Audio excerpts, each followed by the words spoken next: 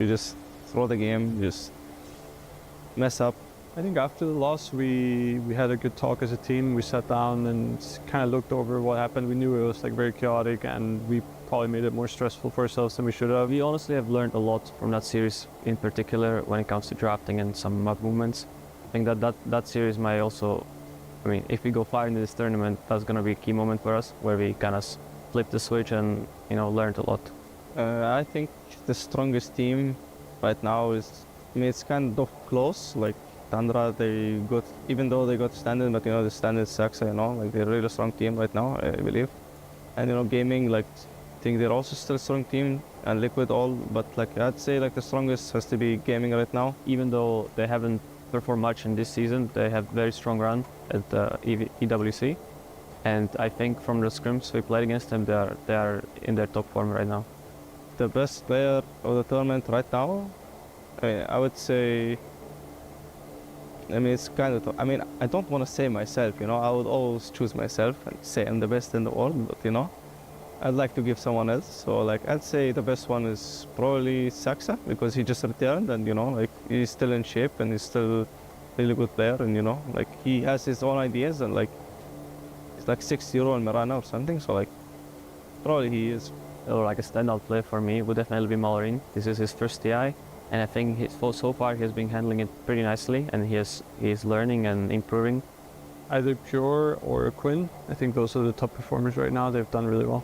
Playing in front of a crowd is a big part of the reason why I play this. I mean, obviously the money is nice and all, but feeling all the energy from people that are fan of the game, maybe fan of you as a player or the team you're representing, is amazing.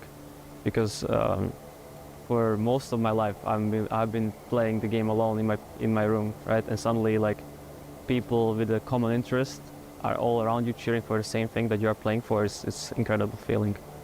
Do I think my team is gonna win the international? What's the point of me playing here if I did not think my team will have a chance to win the international? I try to be humble, but I definitely feel like we can win this international. We showed it a lot of times this season that we are capable of winning tournaments, and we're gonna try to show that again. You gotta have a healthy amount of ego and confidence here, and that's definitely delivered on the side of Falcons. I mean, they've already made a fantastic run for themselves in that lower bracket. Yesterday, they sent home BB Team. Earlier today, they already played. They sent home Cloud9. On the side of Tundra, though, they were in that upper bracket. Unfortunate for them, they got knocked down, but they also played earlier today, Fear, and they were knocking out Extreme Gaming, China's last hope and last different region that isn't Western Europe here in TI13. Goes to show you that just the playstyle right now of Western Europe seems to be the best playstyle right now in this current patch. And I feel like Tundra's done a really good job, like, figuring that out as they go. They did get knocked down recently as well. They're being a bit more greedy. Tundra was playing like the Alchemist mid, didn't really work out for them. Now they're picking up the pace. They're picking these lone druid carries for Pure. Looked absolutely amazing against Extreme Gaming. So they're catching on to what's really good here. They're becoming the next contender, I want to say, as well as Falcons. They look really good as playing that style that Liquid and Gaming are both bringing to the table. Yeah, it's definitely not easy, you know, like you come into a tournament, you have your own preparation, right? And then somewhere down the tournament, you figure out, oh, these are the actually real heroes that needs to be picked, and we don't really scream it much, you know, and having the confidence to just swap mid-tournament, it takes a lot of like skill and confidence to be able to do that. Yeah. What I'm curious about is, were these respectable gentlemen watching the previous series, did they see the tech that Liquid brought out, and how willing are they to pull it out in this one? Both of these teams, well, mostly Tundra will play the Wind Ranger, and with this Revenant's Brooch, maybe the hero is worth considering as a first phase ban if it wasn't already.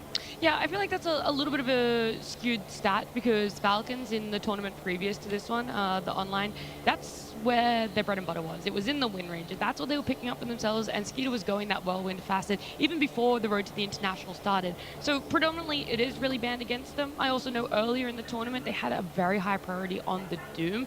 That one they've also kind of shifted away from. I'm not sure where Tundra is going to sit with that, if that is even a crossover in which they want to look at, or if the playstyles are just very different. Tundra have adapted fantastic from their beatdown yesterday compared to the beatdown they were able to deliver this morning.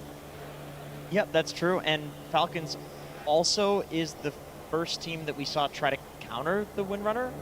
It was the Kunkka Sand King opening, and they were, playing these blade mail heroes, like essentially against Windrunner.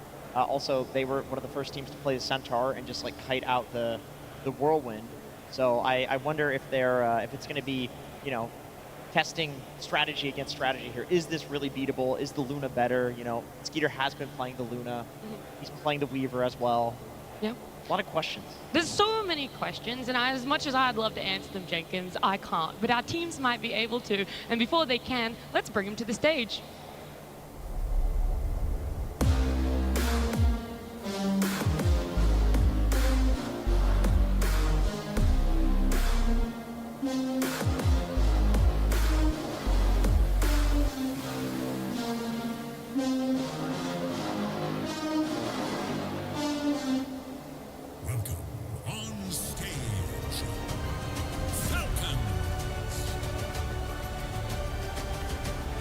A lower bracket run, not where a lot of people expected them to be, but something else interesting about this group of 5 is that Malrine is the last remaining first-time TI appearance.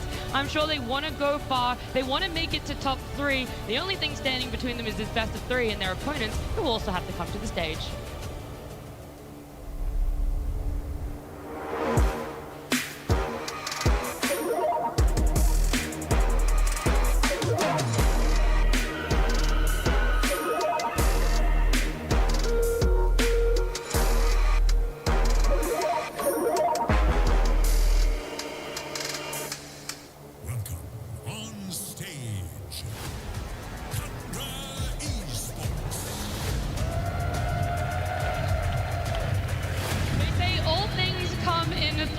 This will be the 3rd time Tundra and Falcons face off in the lower bracket. It could also be the 3rd time TAPSON claims a TI Aegis for himself. But either way, Falcons up against Tundra, the way it has gone in the past, is in favor of Falcons. We've seen it before at Birmingham. We saw it before at Riyadh Masters. But this team is able to get the number of Tundra in this lower bracket. And will it repeat itself here, Fia?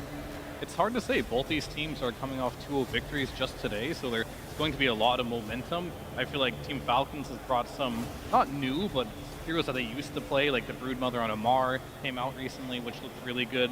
They brought out the Malrine Timbersaw, which is a classic, bring out some more comfort picks. And on the side of Tundra, out of nowhere, just came to Lone Druid, and I must say, Pure looked very, very comfortable in that Lone Druid. It looks like he knows how to play that hero and for years now, and he now just brings it out. Makes me wonder why he didn't do it earlier. It looks really good.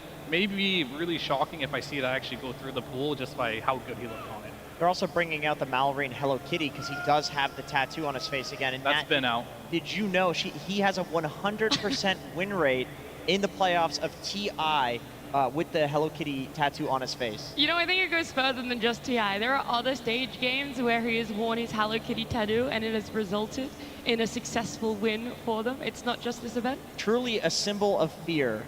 Fear. Yeah. Yeah, you really good one there, Jenkins. Good one. A real knee slapper. Yeah, well played, Jenkins. Hello Kitty is a symbol of fear. You heard okay, one first. thing with they're going to interfere here for a second. And TAPSON Invoker. This is a hero that I want to talk about. I feel like it was very underestimated at the start of the tournament, and then we started seeing some things like teams trying to counterpick the Invoker with the TA, and then the laning phase, which traditionally has always been hugely TA favored. We're seeing Invoker come out on top of that with his new facets, and I mean, this hero is just completely different from how it used to be. And the way that TAPSON plays, he's running around the map, he's in invis, he sometimes is not necessarily the highest net worth, but he's getting his team a lot of net worth. He is ruthless on this hero. I mean, the bad list is definitely going to be interesting against Tundra. Like, Falcon wants to, I guess, remove all these very, very niche heroes. I feel like when you're playing against a team that has heroes that are very, very hard to understand or hard to counter, I think the easy way is to just take it all away from them and you force them to play normal Dota. Because I feel like Tundra looks strongest when they're playing something very niche, you know. Nobody really knows why they want to play it in that particular game. Only they know the timings, and that's when they really shine as a team. I will say TAPSON has the edge in this mid matchup for this series, though, just based off of hero pools. Because look at Malrine, he loves his Timbers, his Primals, his Monkey Kings. Melee men. Melee people, right? And TAPSON, he loves all the wizards, you know? He's going to play the Puck heroes, the Zeus, the heroes that are good versus those melee type of heroes. So this is definitely a matchup hero pool-wise where Malrine is going to have to pick something different. I think the Sniper is one hero that they both share. That's going to be heavily contested. The Puck as well, we've been seeing, I mean, I'm just going to say it, Nisha, you know, lose those lanes on Puck, he's able to come back. I'm not sure if that's prevalent for either of these two mid laners, but there is that potential of looking out further than just the lanes. I mean, Maybe. they're both used very differently by their teams, I feel. Okay. For Falcons, their mid hero has very similar hero pool with their offlaner, so they kind of feel like they have two offlaners in some of their games. And whereas for Tundra, they draft their mid hero with a very, very different type of flavor. You know, he's very niche. He plays heroes that probably only he plays in the tournament, and it works for them because they kind of give him a lot of priority in the draft. So I think when you compare them, it's very hard to directly say that, oh, TAPSON is better on this specific hero, or Malrine is better with this hero. They just play very differently because their team operate differently around them. Or maybe we compare just the hero pools in general for the two teams, see what exactly is overlapping outside of that mid lane. Because I want to know as well, everyone's always talked about Falcons, the make or break that is Amar on that off lane.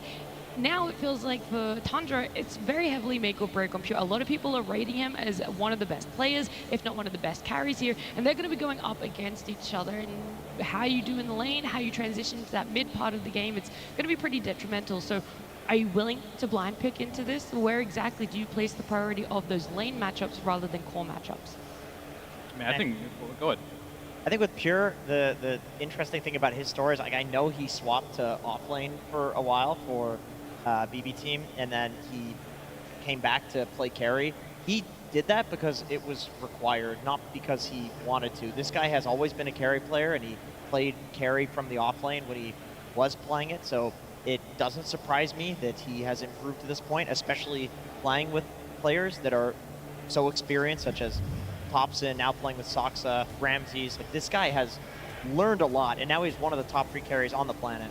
I'll also add that he also played offlane from the carry position at one point too. Yeah. That's probably why he switched to the offlane, because he's playing Slardar and Leshrac carry every single game. He's done it all in the side lanes at this point, so he has a very wide hero pool, and I think that is something he can use to his advantage here. But I think it's not so much about having a wide hero pool in this tournament, it's about having a good set of heroes. Liquid has definitely demonstrated that, just being very comfortable, and I think this is why Tundra has gone so far. Maybe Pure didn't come in with a set of heroes that were necessarily imba for this patch, but he is just so good at everything that he can pick it up really easily, just like he picked up that lone druid.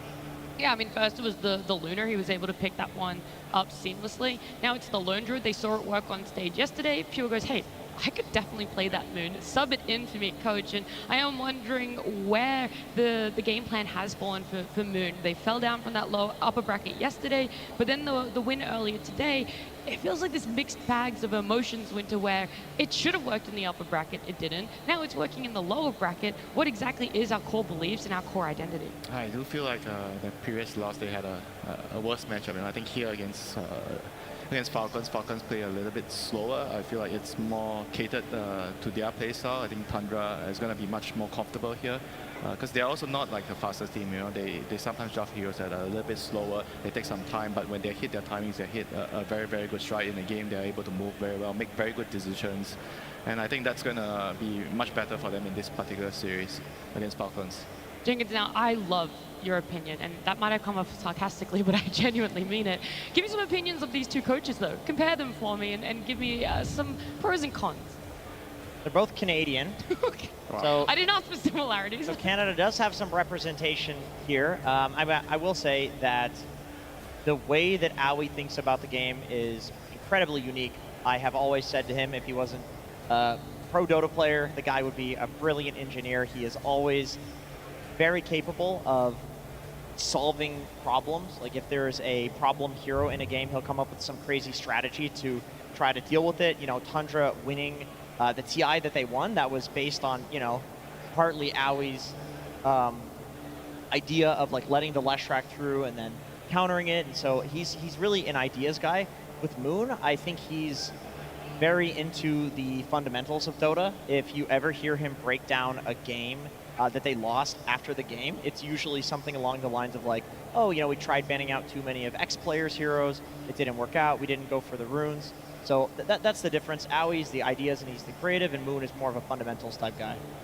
I love it. Thank you so much for that one. We also saw, just very briefly on that graphic, the head-to-head of this season between the two teams. I know I already talked about how they've met up in the lower bracket 2 other times in 2 different tournaments, but the biggest difference is their position 4. Unfortunately for the side of Tundra, 9 Class wasn't able to make an appearance here due to visa issues, but Sucks are coming in. In that piece that we were just watching before, Falcons showed a lot of respect, especially Skeeter on Sucks being able to come in here, fit in flawlessly as well. And so now, is this a whole different Tundra? Is this going to be a different ball game that Falcons had to have prepared themselves for? I mean, they've had a lot of time, you know what I mean? These Soxa have been playing since the beginning here. I just think this Tundra in particular with Soxa looks really scary. And I know Soxa did say before this TI he's looking to come back to competitive, so that might be a little bit scary if you're sitting at home watching this as a spectator. But either way, like, Soxa, he's looking really good right now, and there's a lot of respect from him. His hero pool is incredibly good here. He's playing against Crid. They do love his Mirana. This has been incredibly meta right now. He also plays, like, the more supportish forwards if he needs to as well, like the Enchantress. I say supportish, but he ended up with Moonshard and Pike in that game and ended up carrying the game as well. This guy can do it all. He's a veteran. He's won a TI, so he knows what he's doing. I think he has a very different role compared to Crit. I think Crit is more like he's playing to enable his team, whereas Saksa, he's kind of playing more for the skill. Like late game, whenever they have this Mars off lane, they kind of need a support to kind of also do damage in a team fight later on. That's why they have a very, very good bunch of heroes together, you know, with Saksa plus Ramses. One interesting dynamic in this game, in this series, is Aoi versus Soxa. How so? Pitch me the idea. They were both on Tundra when they won the TI. So we're Snaking and Skitter. Yeah, but I'm just saying, they're all meshing together. Oh, okay, all right. And I know that they share ideas regardless of what team they're on. Like these guys they're sliding into each other's DMs. It's like, have you seen Visage with drinking buddies? Like this shit is crazy. And so they're gonna know each other. I mean, he's not joking. You can literally message Aoi about anything Dota related, and he'll just tell you. Yeah. And he'll be and beyond. And he takes everybody's opinion seriously, because I was showing him some Pudge tech, and he actually wanted me to show it to him. Turned out to be completely useless, but he gave me the Did he say time of that? day. This is completely useless? He said this works in your pubs, Jenkins. I mean, honestly, that's how you beat Falcons, I think. Just flood Aoi's inbox with useless questions, and he'll just like take them all seriously, and he just won't have time to focus on actual strategies for his team. Yeah. I mean, I always wish I had someone on my team, you know, that could actually talk about stuff like this. Just therapy now? Yeah. Yeah, so we're just breaking down our pubs and all of the rest of our players on our team. Look, that is that. I've heard a lot of other players talk about it, how if there's a bug or if there's an insane combo to be had in this game, the team that will know it is Falcons. If Aoi doesn't know 90% of them, then the rest of the 5 players will probably know the other 10% to make up for it all. But let's look at Tundra a little bit more, okay? I feel like we haven't really described what we expect from this team. They're a massive conglomerate of different regions. I mean, we have Whitemon there on position 5 as well, originally coming from SEA. He made that small stint in NA for himself. Now he's making a name for himself in Western Europe. This man is been so key in ensuring Pure has been able to get through those lanes and have a great game for themselves. Yeah, he's definitely one of the better position fights in terms of just laning, you know, and he also plays very aggressively. He plays a bunch of different heroes. He's very good in particularly the supporting heroes that can initiate with very little net worth, in particular the Clockwork. I think that's one of his best heroes, and the Tusk as well. All these melee heroes work really well in the current meta because the range hero, the carries are all range heroes. So he's been having a very, very good tournament so far. Yeah, I agree. I think that for Tundra, there is not a position 5. Whitemon is a position 6. And I think that Ramses is probably position 4. And these two are making so much space and making sacrifices for TAPSON, Soxa, and Pure. These are the 3 greedy players. These are the players that are going to scale in the game. Ramses plays the initiators. Whitemon plays the I'm going to run in and die and give vision to my team. But they are so integral in allowing the other 3 to do what they do and carry the game. Yeah, I think it's interesting as well. We had the talk about 33 and his hero pool. We can have that same exact talk about Ramses, right? And his hero pool. And it's completely different as well. Like, he loves his Mars, he loves his Sand King, he loves his Kunkka. That's it. That's the list. And he's been getting those heroes every single game. So what do you do against that? Like, do you ban it out? Everyone's just still giving him Mars and Sand King. They're not respecting it. And going into the series, there's got to be a point where you eventually respect it and either ban it out or take it. I think the Sand King is a fantastic hero that you've brought up here, because that was something Falcons love to open with. It's gained them a lot of success. I mean, that's one of the reasons why we're seeing them as far as they have. But they also let it through in their series earlier today, and they were able to win against it. It wasn't the cleanest game, it wasn't the most dominating game, but they found answers to it. And now's the question. Are you still favoring it very highly for yourself that it's first pick? Are you going to show that respect instead and go, because we don't want it, we still don't want to give it to Ramses with how successful it is? I think it could go either way. Of course, I mean, it's either going right? to... Mallory is also really good at Sand King as well, and they won a lot of tournaments like based on his performance on that hero from the mid lane, so the flex is very important there. What I am curious about is, are they going to let Ramses get Mars? We just saw the win rate on this hero, and I think Lone Druid's going to get banned. That's the only hero that seems to be a decent counter in the laning phase. He just looks so much better on this hero than on everything else that I think just don't let it through. Yeah, I mean, people aren't respecting it because he's the only guy playing it. And you look at Mar, like, this guy's so good on Mars, but even he isn't playing it that much, right? So maybe he will play this tournament. This is I mean, he picked pretty it up interesting. earlier today, and he went the Bloodstone build on it, which feels like it falls in the same realm of Wind Ranger picking up Revenant's Bridge. We're discovering more things, and this is the penultimate day of TI 13. Either way, it's going to be our final series for today here on this Saturday. Let's jump on into game number 1. Falcons versus Tundra Esports. Game 1. Falcons up against Tundra. Fantastic storylines on each side. You have Suxa. The last time he was on a TI stage, he won it. TAPSON going for that 3-time repeat. And then on the side of Falcons, you got Crit. This is his hometown here. And Malrine, the first time he's making a TI appearance. Right now, they're sitting at top 4. I know both these teams will want to make it to top 3. And so this best of 3, it's got a lot of pressure on them. It's going to start off with that Naga Siren ban. The Sand King as well on the side of Tundra. Right now, Falcons paying big respect to the Invoker TAPSON. Yeah, and I think this is pretty important too because, as mentioned before, this Invoker is good for like the Monkey King, potentially the Timbers that might come out from Malrine. A lot of his hero pool does not enjoy playing versus Invoker, so I do think like they're banning out the heroes that TAPSON specifically plays that is good versus what Malrine will like to play in that mid lane. Sniper going out, same with that Invoker. I'm not sure if there's another one that they should ban. I think those are definitely the 2 worst. There's only Monkey King remaining, I guess. Yeah, but like I don't think they're going to ban that because he also plays those heroes too. We'll have to see. But I think those 2 have to go because those are just heroes that TAPSON plays really well that they probably don't want to pick that early on. They know Tundra is willing to pick it early, and especially because they flex the Sniper too. We see Soxa play it as well, but it has been favored in the mid lane more likely, and it's just probably something that Malrine just doesn't want to play against. Yeah, I mean, I definitely agree with these bans because if I'm a mid laner, I'm probably much more comfortable playing into something like a Puck. How many mid lane matchups have we seen that's like Puck versus X? You know, these guys have played it hundreds of times. Whereas Sniper and current Invoker feels a little weird, like the matchups are different. And Sniper's just so cheesy, it's always going to win lane. Yeah. Well, the Dragon Knight first pick, that is what is on the cards for them. I mean, we talked about that Conquer still being in the pool, what Ramses enjoys for himself, the Mars, none of them having that priority right there, and Falcons having a very different opening to what has gotten them so far through the lower bracket.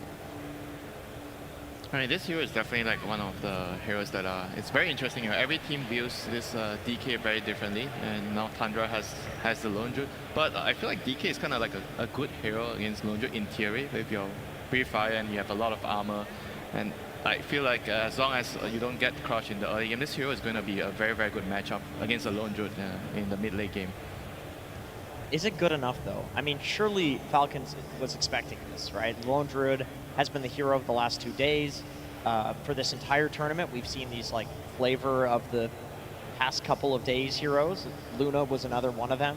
You know, Doom fell off, Sniper fell off from being a 4, and now is played as like a mid-position hero.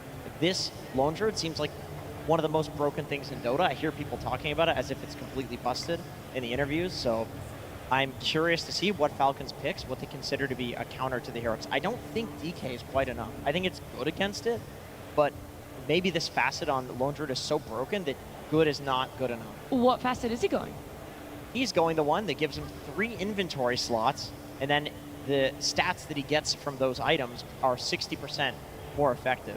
And of course, you still have 6 slots on the bear, so this lets you play like a hybrid build where the main hero is right-clicking and doing a lot of damage, and also, by the way, having 5,000 HP, but then eventually you're scaling the bear as well. And we see some really cool item swaps between the bear and the hero, where people are going for BKB. We saw Pure do that, where he would have the BKB on the bear, swap it to his hero, use the BKB, then swap a stat item back into the main hero, because it doesn't put it on cooldown.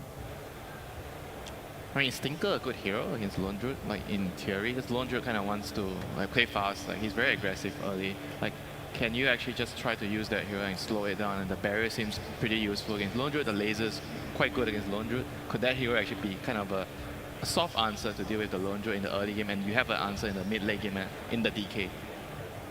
I'm not sure. I don't think either of these teams really want to play Tinker, period. I feel like Soxa, given any chance, will try to scale into the game, which Tinker somewhat does, but I think he wants to be more of like that Enchantress, damage dealer. Piranha, damage type dealer. So we'll have to see on that one. I really think just in general right now, like Lone Druid versus DK it means pretty much nothing to me. These heroes barely interact with each other. They're both just strong carries.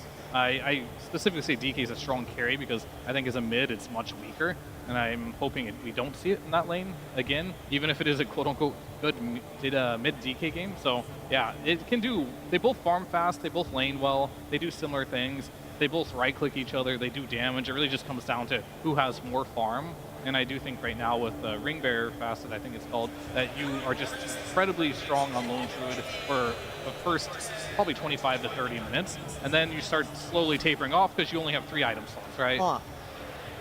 This is a Lone Druid counter. I figured they were cooking something.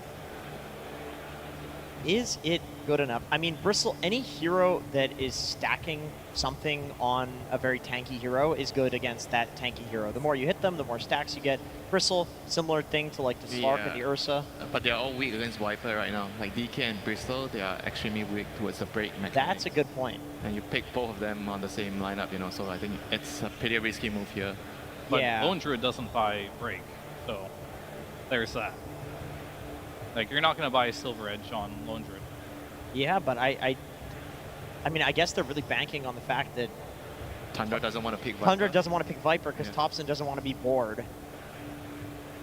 He does not like being bored. No, that man asks for a hero, he gets it. And it's not Viper. No, that's a boring one.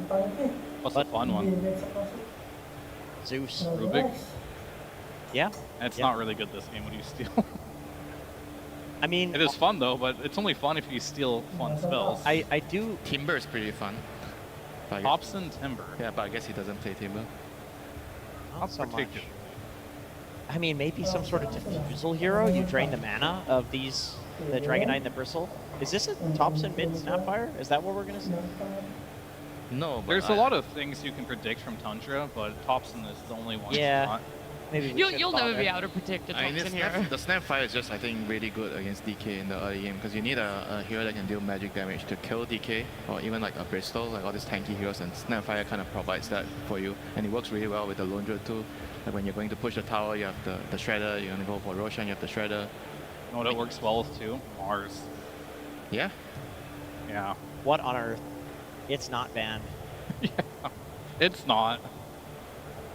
Pretty decent. We talk about how it can turn the Bristle as well, which to me is kind With of the like...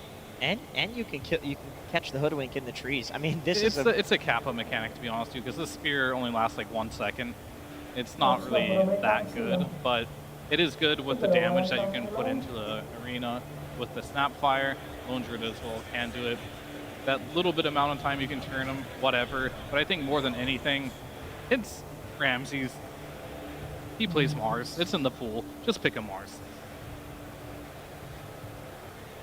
Okay, well now, you know, I beg the question. They probably expected this.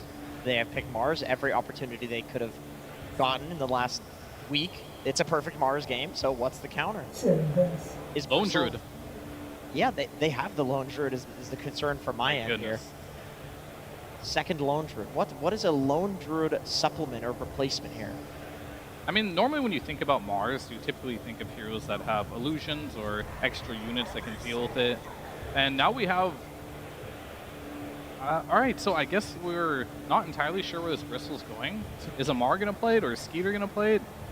No, I guess Amar has to play the Underlord, so is either Mallory's going to play the DK or the Bristle. Probably the DK, right? I would imagine. Yeah. I've seen some mid-Bristles here and there, but it looks like it's going to be the choice. I like the Underlord. It's damage reduction against the Lone Druid and the Bear as well, and Lone Druid has a ton of HP.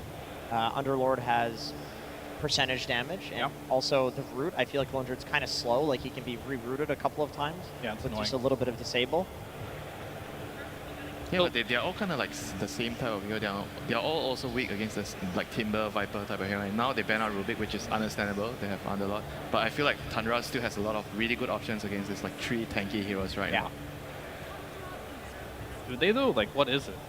Because his other heroes outside of Zeus don't do a lot of percentage-based damage. He doesn't like playing Viper. We've already talked about that one. Could be a really good Viper game, but he's not really interested in that. He does have last pick, it looks like, so he does get to go for the counter pick.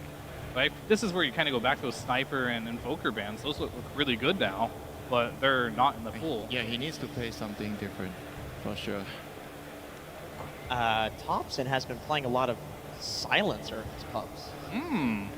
That's spicy. Silencer against very tanky heroes. I mean, he does get stacking glaives every time he hits them. I mean, these heroes like to get hit a lot. Silencer likes to hit people a lot. It's good. They have good front line for him in the Mars. I like how we're just like not even discussing Timbersaw at all versus Underlord, Bristleback, and DK. It was just no It's Thompson Thompson. won't play it. He's not going to play it. Just honorable mention, we know it's there, but I don't think he just plays it, and I think Falcons is under the same assumption. Yeah, but if you have Just doesn't play. nothing else to ban, just why not just remove it out of the equation? And Monkey King, oh, that's the last one. That has to be a good ban here. Unless I was going to say they're looking at the Monkey King for Falcons, and I realized you've already shown 3 cores. Yeah. One of them going to a sport would be pretty weird. Although, Well, we have seen a Bristle 5 in the draft. yeah, I was about to say, and Tundra are banning Lunar and Razor. So is there something in scrims? Because I do know these two did scrim each other in the break between playoffs and main event that we aren't privy to. Do we have to expand our minds here? I think we have to with that Luna and Razor ban. That went over my head just a little bit, but they clearly think one of those 4 heroes outside of Hoodwink is a support. Underlord, Definitely Bristleback, not. or DK. Out of those, it has to be DK or Bristleback that they're thinking about as a support. And I have no idea which one's better or worse. I feel like Bristleback seems like the more higher percentage one. Just because of recency of seeing Yeah. that. And Yeah. he's just Just more- one time, sample size 1, Team Which also Zero. didn't work. which lost, by the way. I mean, it's more And it was useful in Falcons the that- lane, you know? that If you beat it. compare those heroes, like what's DK gonna do if he's a support in the lane, you know? I think Bristleback can Yeah. secure your course early game, he can stack, he can maybe But try to do It has to be a some snaking top hero too. I just don't see it. I think they're Bristleback is a farming hero. You told me snaking needs to be on a hero. that Yeah, can farm. I was thinking the same thing. Oh, they took the monkey. All right, so they took the They monkey. do take the Monkey King. All right, Good so call. it has to be a Bristleback 5. I think Snaking's playing Bristleback.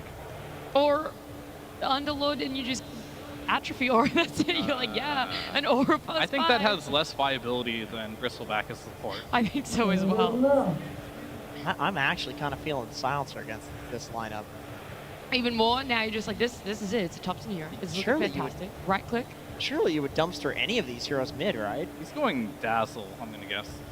Dazzle is very good as well. Yeah, it's a Topson classic. Yeah, he likes the hero. Less risky. It has a lot of heal to sustain versus the Bristol Dazzle Underlord. is a very, very good choice. Got lots of heal. You do good damage against all these heroes in the front line. You win your lane.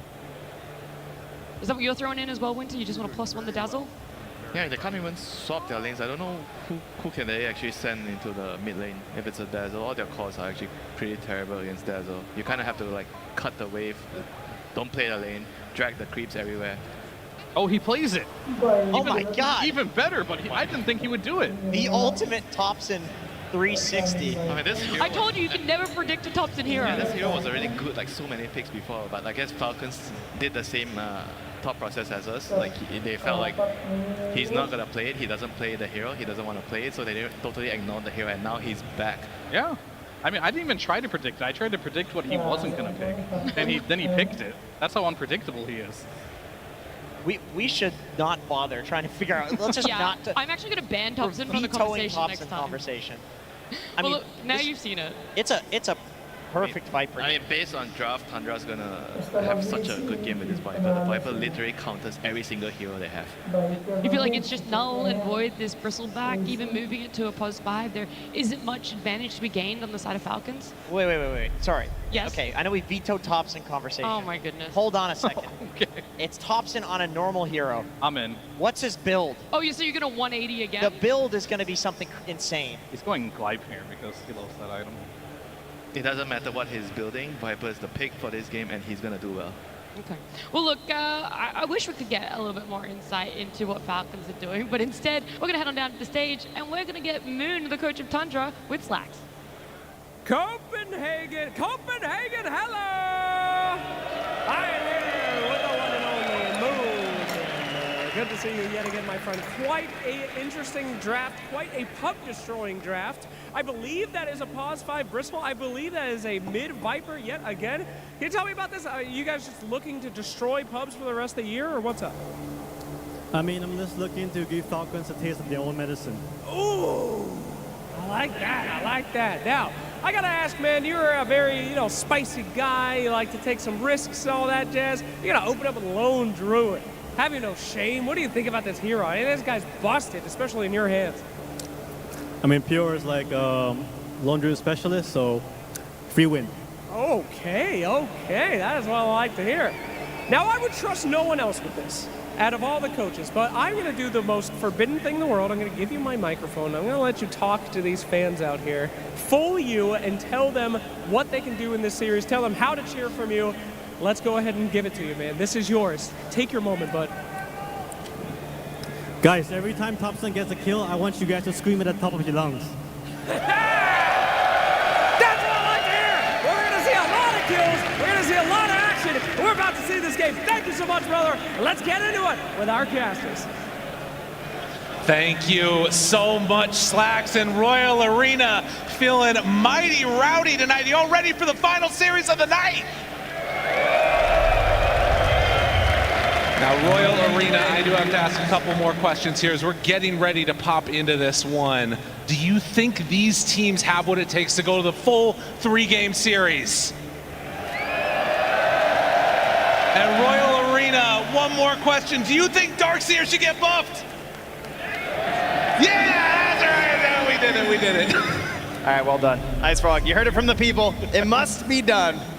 Lyrical doing his own savage agenda here. Listen, on the I gotta main do stage. whatever I possibly can as we get ready to go into this, the final series of the night. I can't wait. It's wild because you think about it, TAPSON, the king of crazy heroes. He ends up picking the Viper last, the most normal one possible. And in the meantime, it's a great game for it. There's so many different heroes that just get wrecked by this one. Yes, there was an old discussion of if you just pick too many heroes to be doomed, then Doom can't be good. I feel like they've done the same thing here, right? Like that all of these passives are just so important that he can only break one of us now with the way Viper's been changed. Absolutely. That's going to be, I mean, if I remember right, that wasn't a great strategy. No, I really don't like that strategy, and yet we talked about it all the time for years. Well, nonetheless, it does seem like that is what is going to end up happening as the smoke out happens. The pause is about to be undone, and we're getting into this game number 1, Tundra facing off against Falcons. We saw in that interview at the start of this as well. Falcons talked about that earlier series that they had against Tundra and how things were going, and they felt like if they were able to go deep in the tournament, that was going to be the pivotal turning point for them. We'll see if they've learned some more lessons since then. Yeah, and of course, coming in here with quite a bit of pressure, I would say, on Falcons with how they perform throughout the year. Definitely some expectations here at this event. And then Tundra, you kind of have the opposite here, where you're coming in, you have a stand-in playing for you, even though it is the glorious Soxa, it kind of takes a little bit of the pressure off, just be like, oh, well, we'll see how we can do.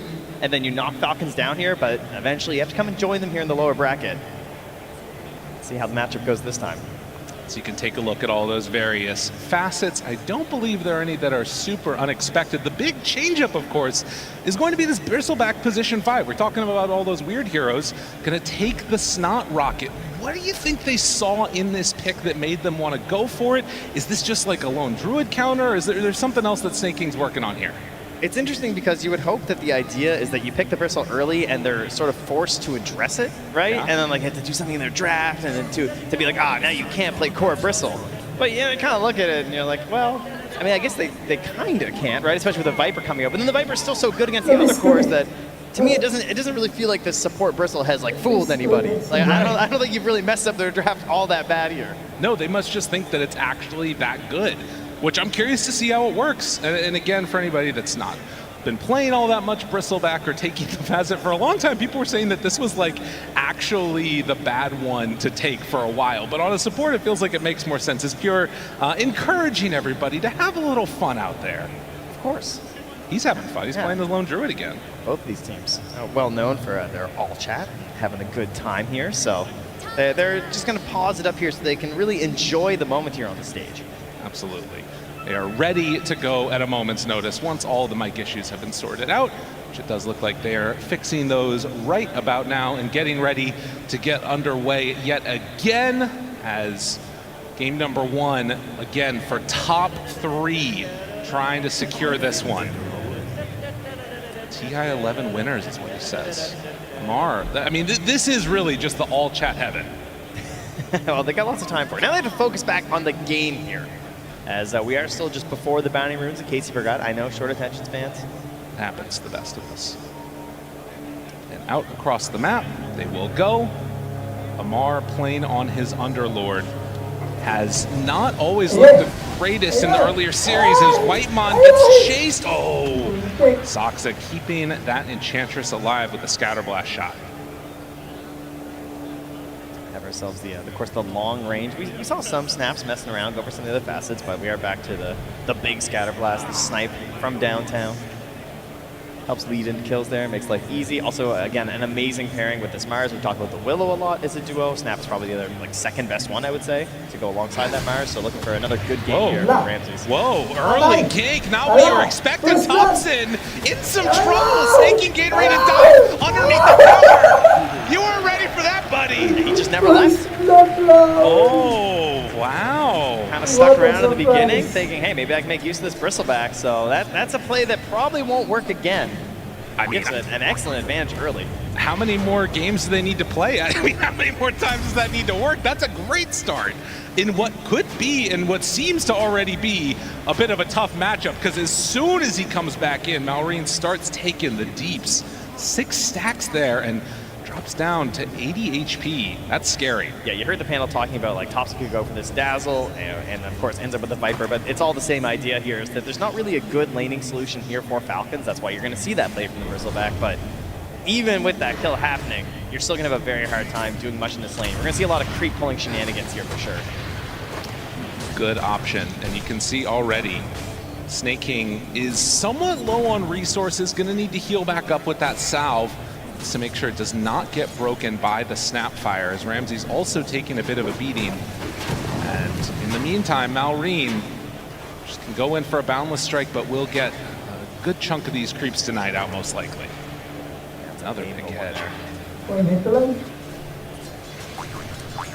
But of course, that constant spam will cost something for him. TAPSON about to get that bottle delivered out. We'll see if they decide to bring any more heroes over to help out Malrine, because honestly, the way that this is looking, if you get a couple more levels up on TAPSON, he's not going to be able to approach the creep wave. No, that moment is definitely approaching quickly, so you have to hope that your side lanes are going to be going a little bit better, right?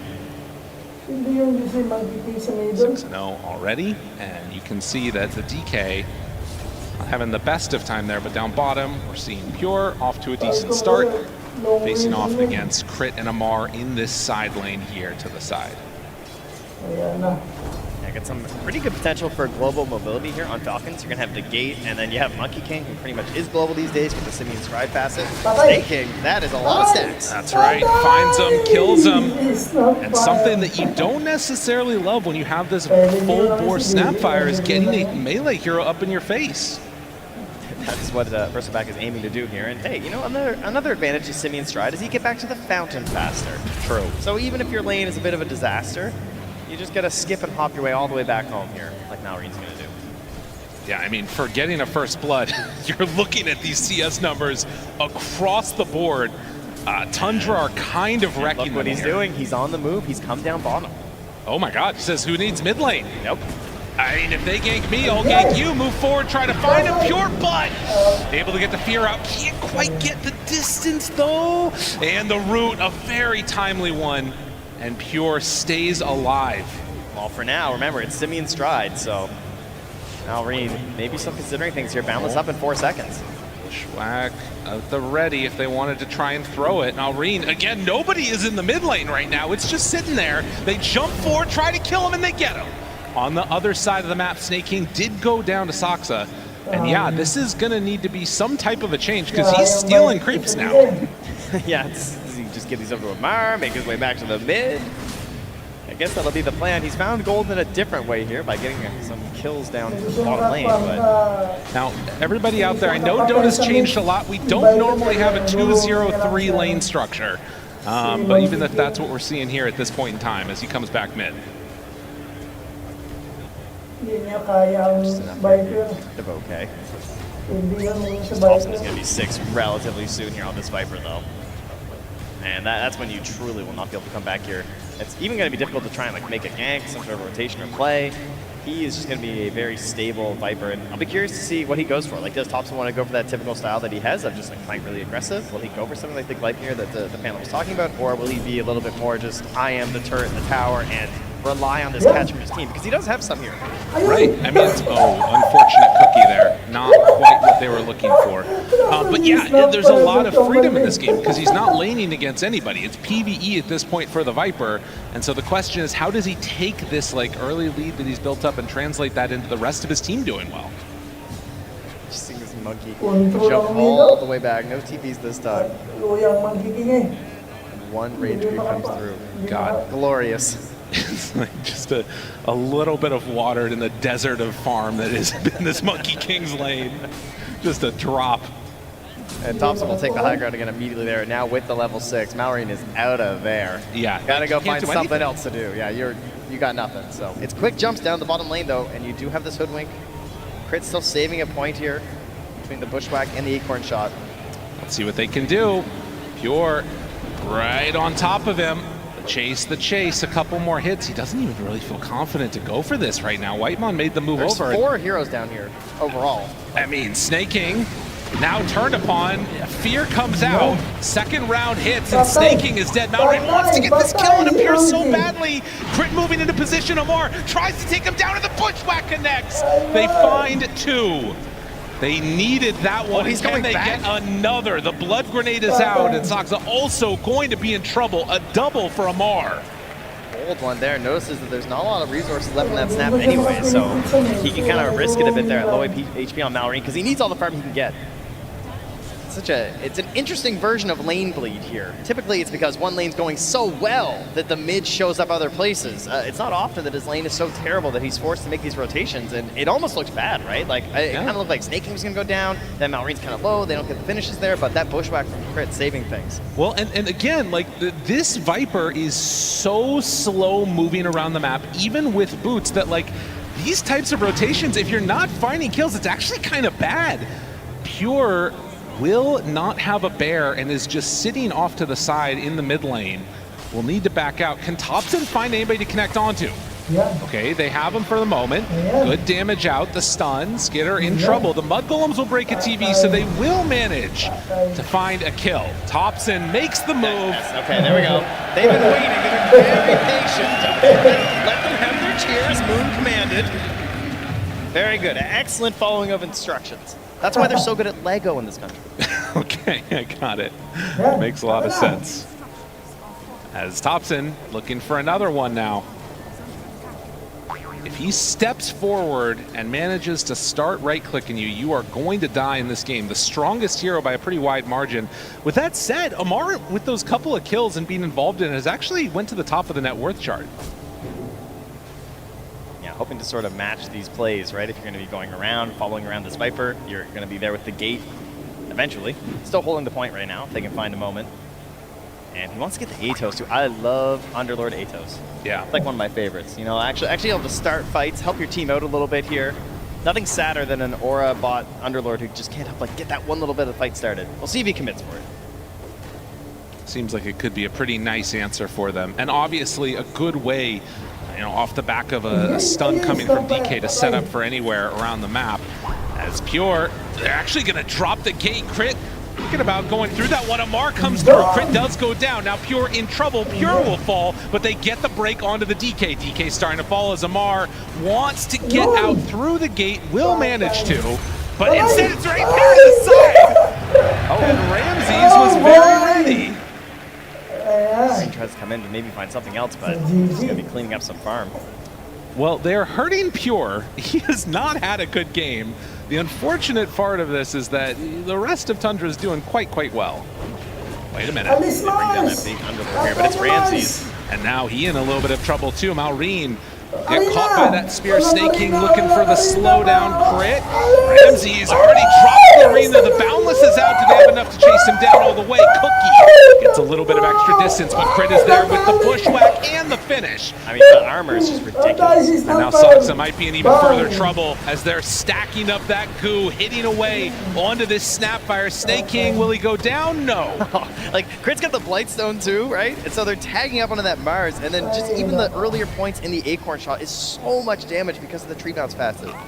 This has been a very bizarre game. We've got 15 kills in just under 10 minutes. And it doesn't really feel like it's going to slow down. It's this battle of, you know, the moving turret of the Viper versus this, like, continual blast coming from the Monkey King all over the map, setting things up. Pretty unique game. But will they be able to keep it up? How are you feeling about the way that the next couple minutes work out here? I think a lot of it depends on the itemization. And so going through that, like, we see that Amar did indeed bail off of the Atos. He's thinking about the mech instead right now. He's already purchased some parts for it, so he seems to have committed. I think part of it is that, like, there's not someone super slippery that you necessarily need the Atos for, and Scooter's going for the Blink first. So knowing that that's going to be available in the DK, you don't want to, like, double down too much on this early initiation.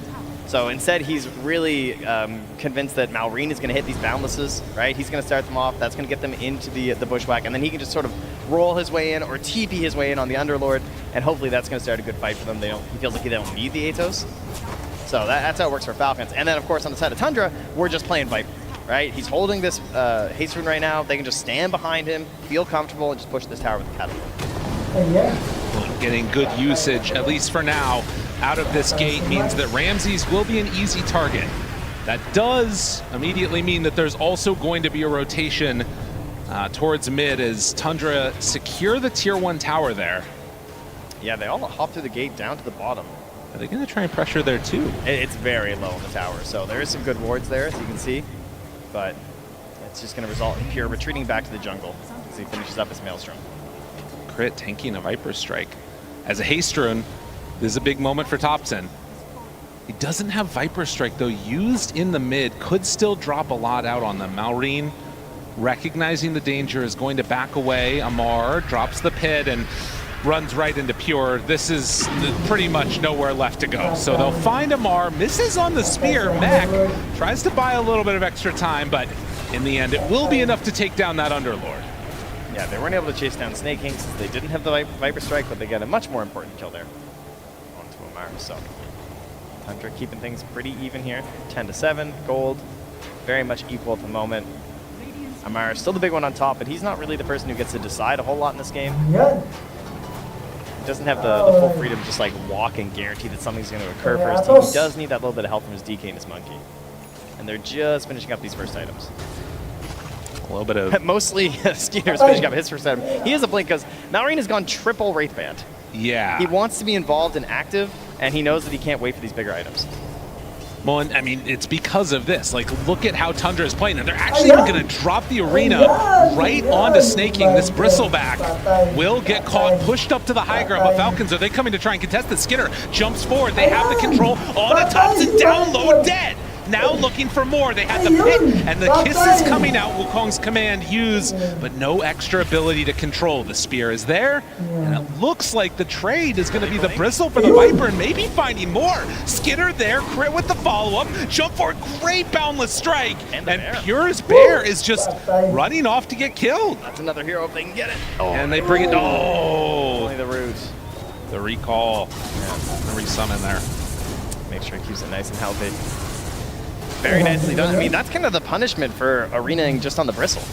And they were hoping that it just would immediately give them a numbers advantage, but because they brought in the Underlord who has this mech, like, there's no early auras here on the Radiant side they're going to help out, right? So they just kind of bet on the fact that auras would be stronger for them on the side of Falcons, and they'd still have enough damage left in the tank after Snaking died to just go straight for the aggressive.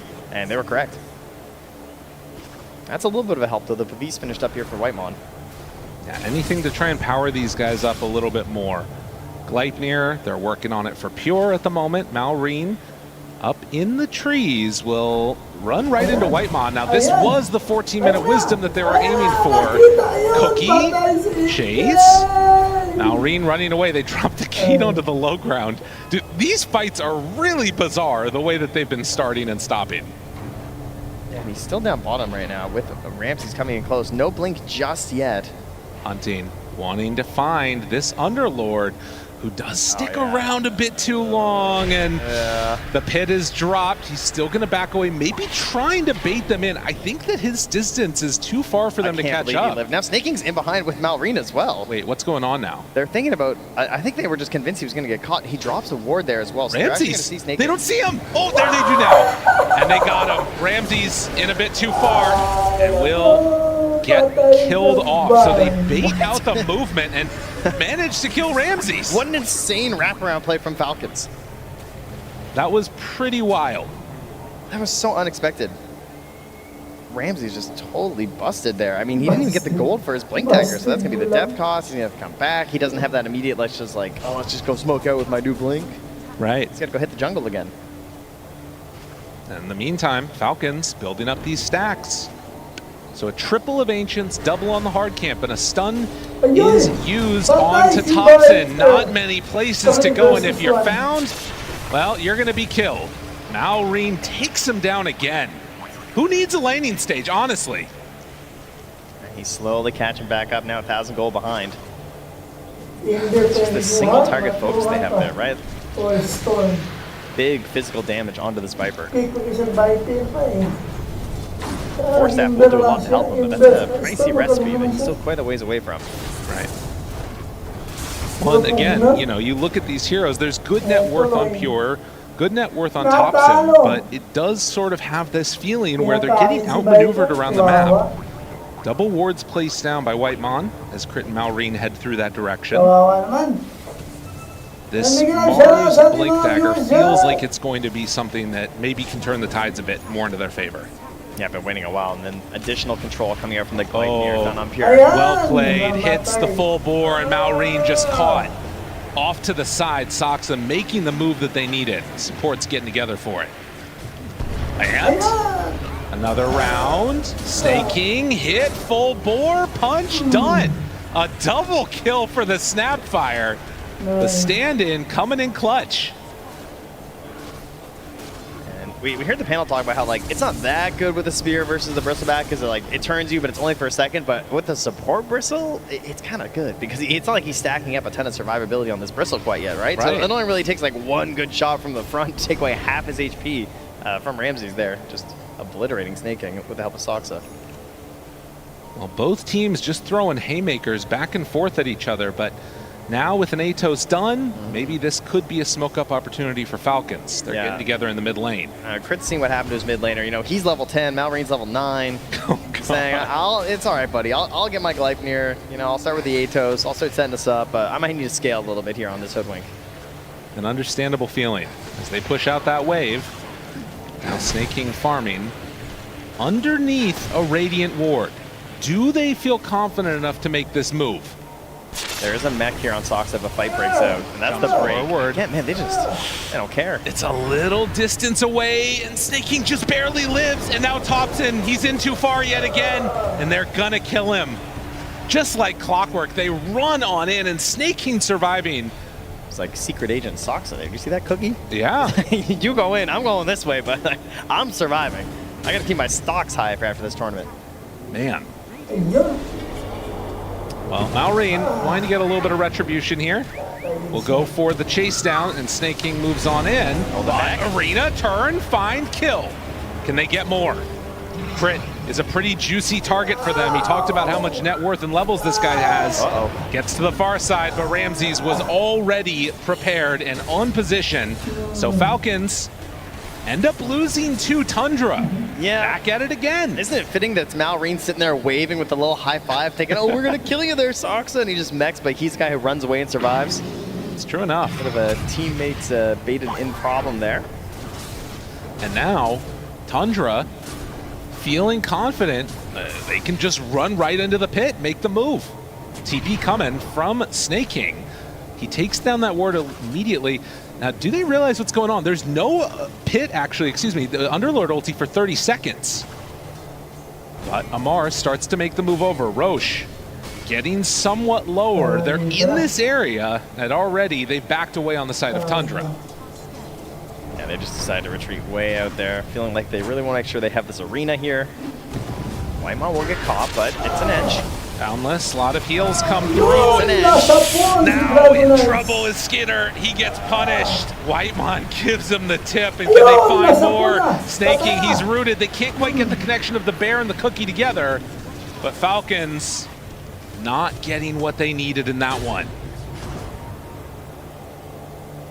Again, an absolute slobber knocker of a match so far, 20 minutes in. It's just been back and forth, Trent. Yeah, I like that positioning from Tundra too. Just recognizing like, hey, we don't want to fight like quite yet. Let's back away, see what they do. They overextend a little bit. You get the punish because both teams kind of playing the same in this, you know, who gets jumped essence, right? Trying to blow up this edge with the overprotective wisps can be very hard. Trying to blow up the bristleback could cause you some problems as well, thanks to the goo shooting out all over your allies.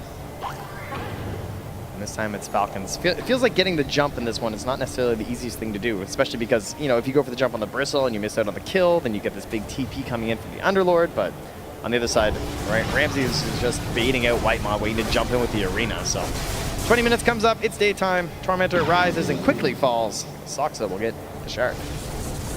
And then immediately back to farming. Pure. He has been just hitting creeps all game. Every time I look at him, he is just farming up a storm right now. Well, and it's interesting too, because you don't normally see lone druids with this many deaths. He really got a lot of pressure on him early, but has definitely recovered and is feeling good at this point in time. Yeah, living a lot in this ancient camp here, but as you can see there, still a little bit behind some of these other heroes. Yeah, I guess he's more so neck and neck with Amar, as well as Scooter there. We're also quite farmed right now. And that's just going to give us a little bit of pause here. Everybody just hanging out, getting themselves a bit of gold. Now going back for their Tormentor. This was another thing that we saw with the Bristleback players. Yeah.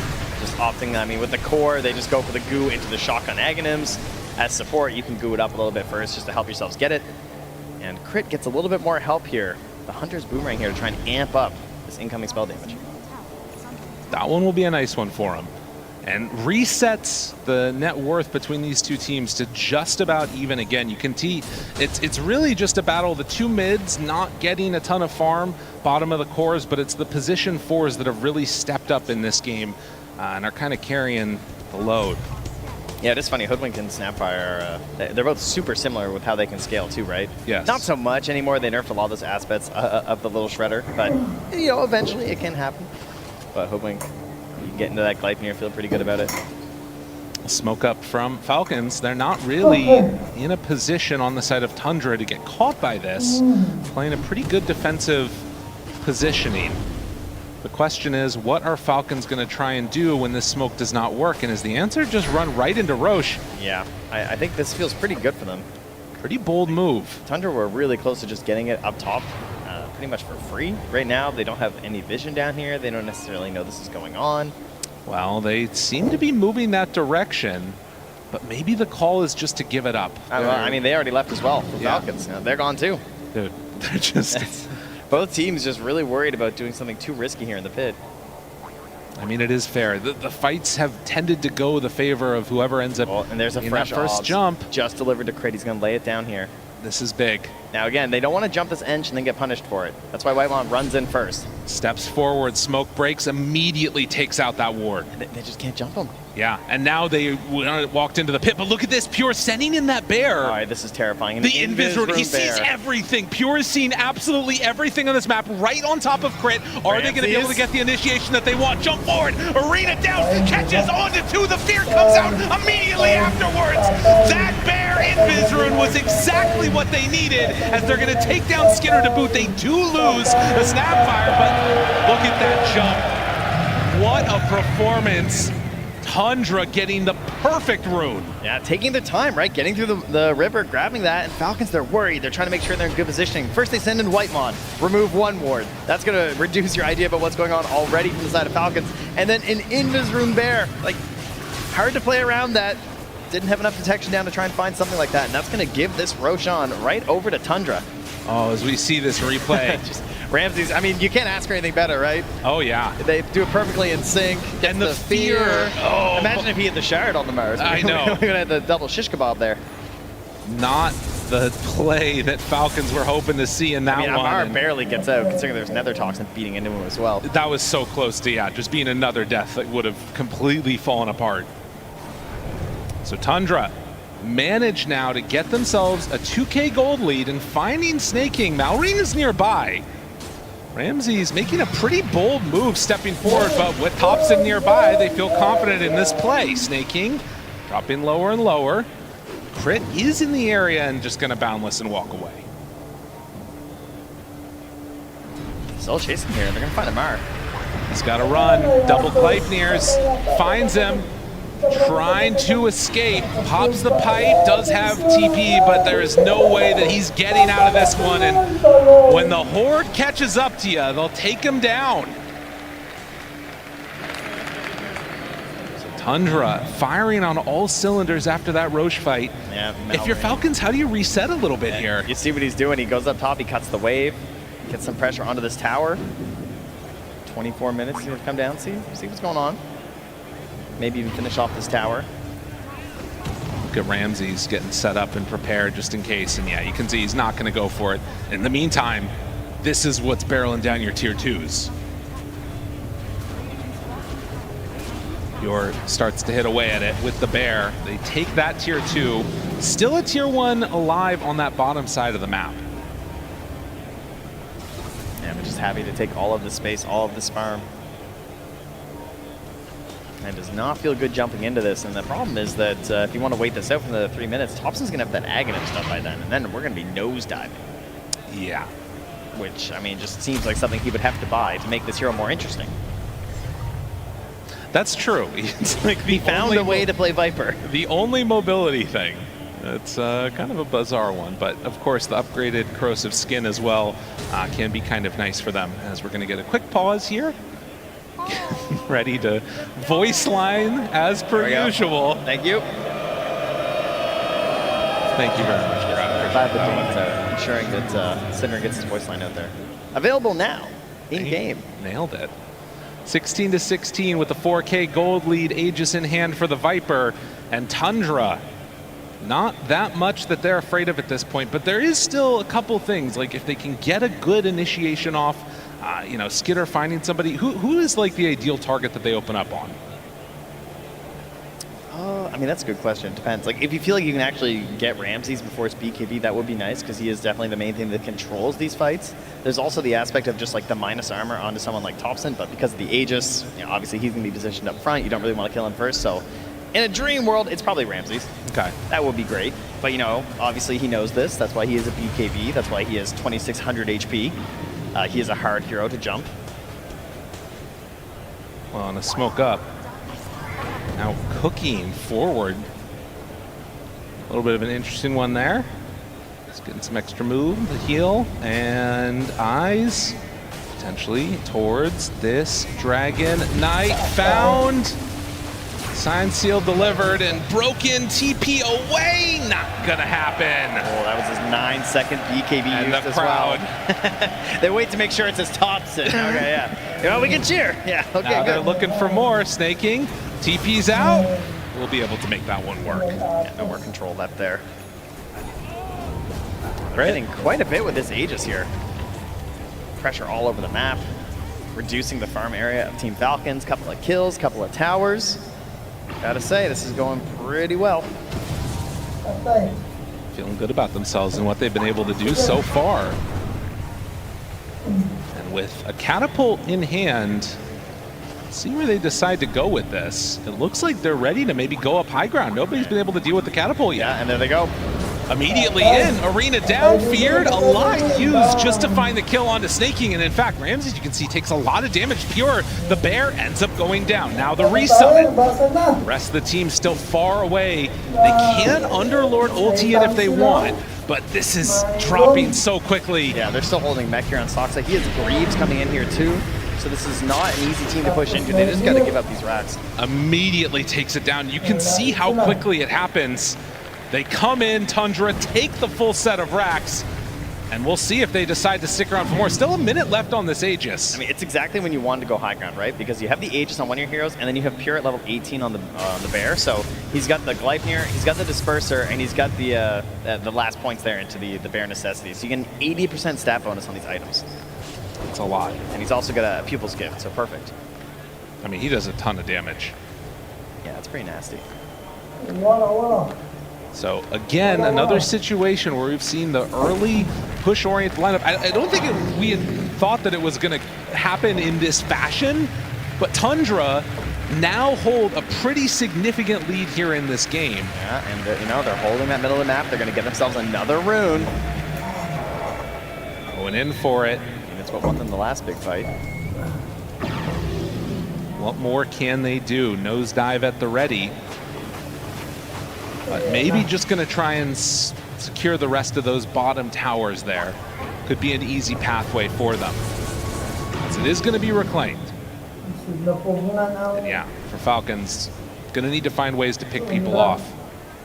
And again, you do have like good avenues to do this. If Tundra ever end up splitting up at all, Malrine finds somebody, Underlord ulti in, it should be a relatively easy kill.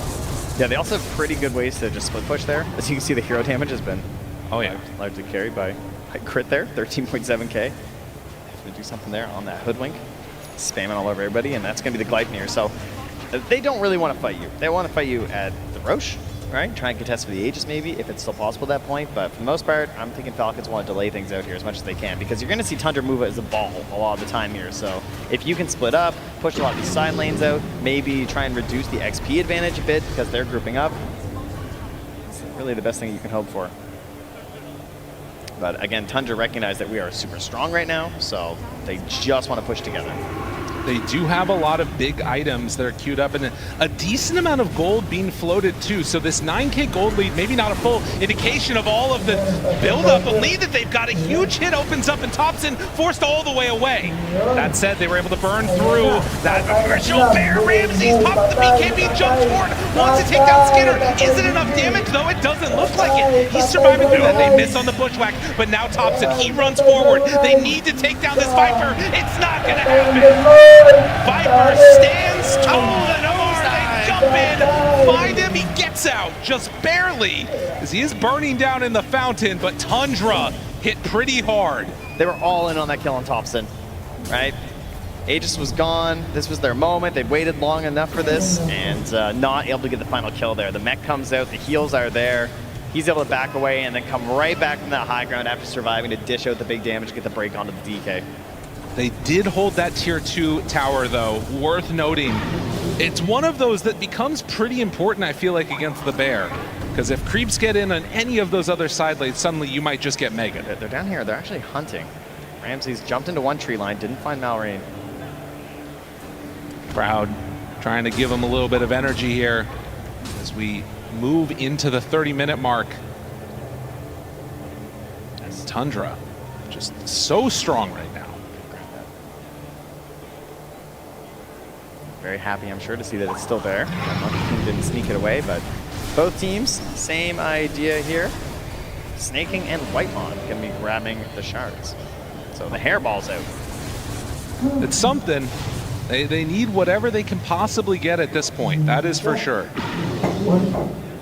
As you can see, The way that the last couple minutes have all looked into the favor of Tundra, it all came off the back of that Invis rune, and then the Roche being able to take it. But still more room to grow. It's mainly just the lone druid, though. I mean, yeah, he has a butterfly done now. So absurd. The stat bonus on that is just unbelievable. Hasn't even switched it in yet. Doesn't even need it. Doesn't even want it. I mean, he's got to run, you know? He doesn't want to reduce his movement speed. It's true. Maybe he just brings it in later. Yeah, he's got to get to the fight first. Yeah, how many stats he's going to be getting, it's going to be really hard to deal with. And the other big problem is that even if you deal with him, I mean, you've still got the bear that you need to contend with first. But a sheep going to be on the way for Ramses too. As they spam out these lanes, push in mid, and the call is head on down to Roche. 25 seconds till it's going to be back up. A relatively short respawn timer. All of this stuff favoring Tundra. Yeah, and Falcons are going for the same idea of just trying to blow up a single hero and make sure there's nothing that can stop them. So the nullifier is done now for Malrine. Okay. I mean, that might have ended up turning into TAPSON dead if he had it in the last fight. Of course, it is going back to the base on the courier. Again, the pressure comes. Roche has respawned. They did not check this on Tundra. We'll see if they decide to go back for it or if they're going to feel content just keeping a firm control of this map. Nullifier coming out now. And a Crimson Guard completed too. But yeah, it does have that feel that a contention here is really needed. He keeps sending it back. Does he? Oh, he doesn't want to reveal to them that he has it. he doesn't want to reveal his nullifier, so they're all in on that one assassination play. He's trying to make sure he's like in vision so that it updates the top bar, right? So if you click, it won't show that he has the nullifier. So he's going to show on that wave. And then he can deliver back to himself and be oh so sneaky. All right, this is it. This is his big fight. I mean, they put everything into this. The nullifier reveal. TAPSON is showing on this creep wave too. They can burst him at the start. The jump we've seen this before. TAPSON found. Nullifier bringing him down low. Broken, damage out. He gets the nosedive away, but he is going to fall. And now Pure, they find the bear. The root is there, and they're going to take it down too. The fight that they were waiting for, Falcons, they hide that nullifier and they get the kill. There's 50 seconds until Roche is going to move. What is the plan here from Falcons? They're running to this pit as fast as they can right now. Do you take control? Do you wait for it to go through? Do you think you can finish it before 35 minutes? Because they're going to smoke up inside of Tundra, and they're coming in right now. This is a big fight if they can do it, and there's no way that they can get here with the Viper, so this is a fight with 4. Amar is standing the ground. Look at the positioning, wrapping around on top. They've already used the pit. They got to be careful. Crit, he breaks the smoke. Now they back away. Whiteman off to the side. They find him with the Gleipnir. Ramses, Arena down. That's not what they needed, but still enough damage. They're taking him down. This is 4v5, and they're winning. There's an extra hero. It's the bear.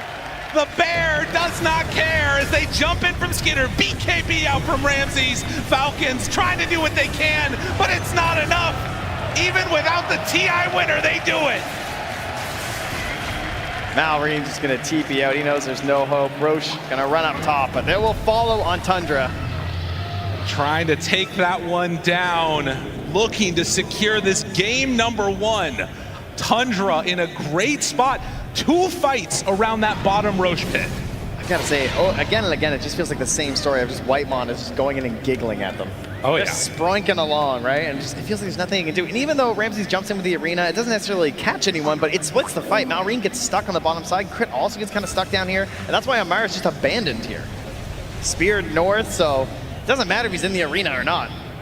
It's just so much damage out from Pure if they get it. And you can see how strong this Snot Rocket Fasten is. Pure's just like standing there doing nothing. The problem is they keep running right into the bear, so it doesn't matter if he's slowed, they still have the damage.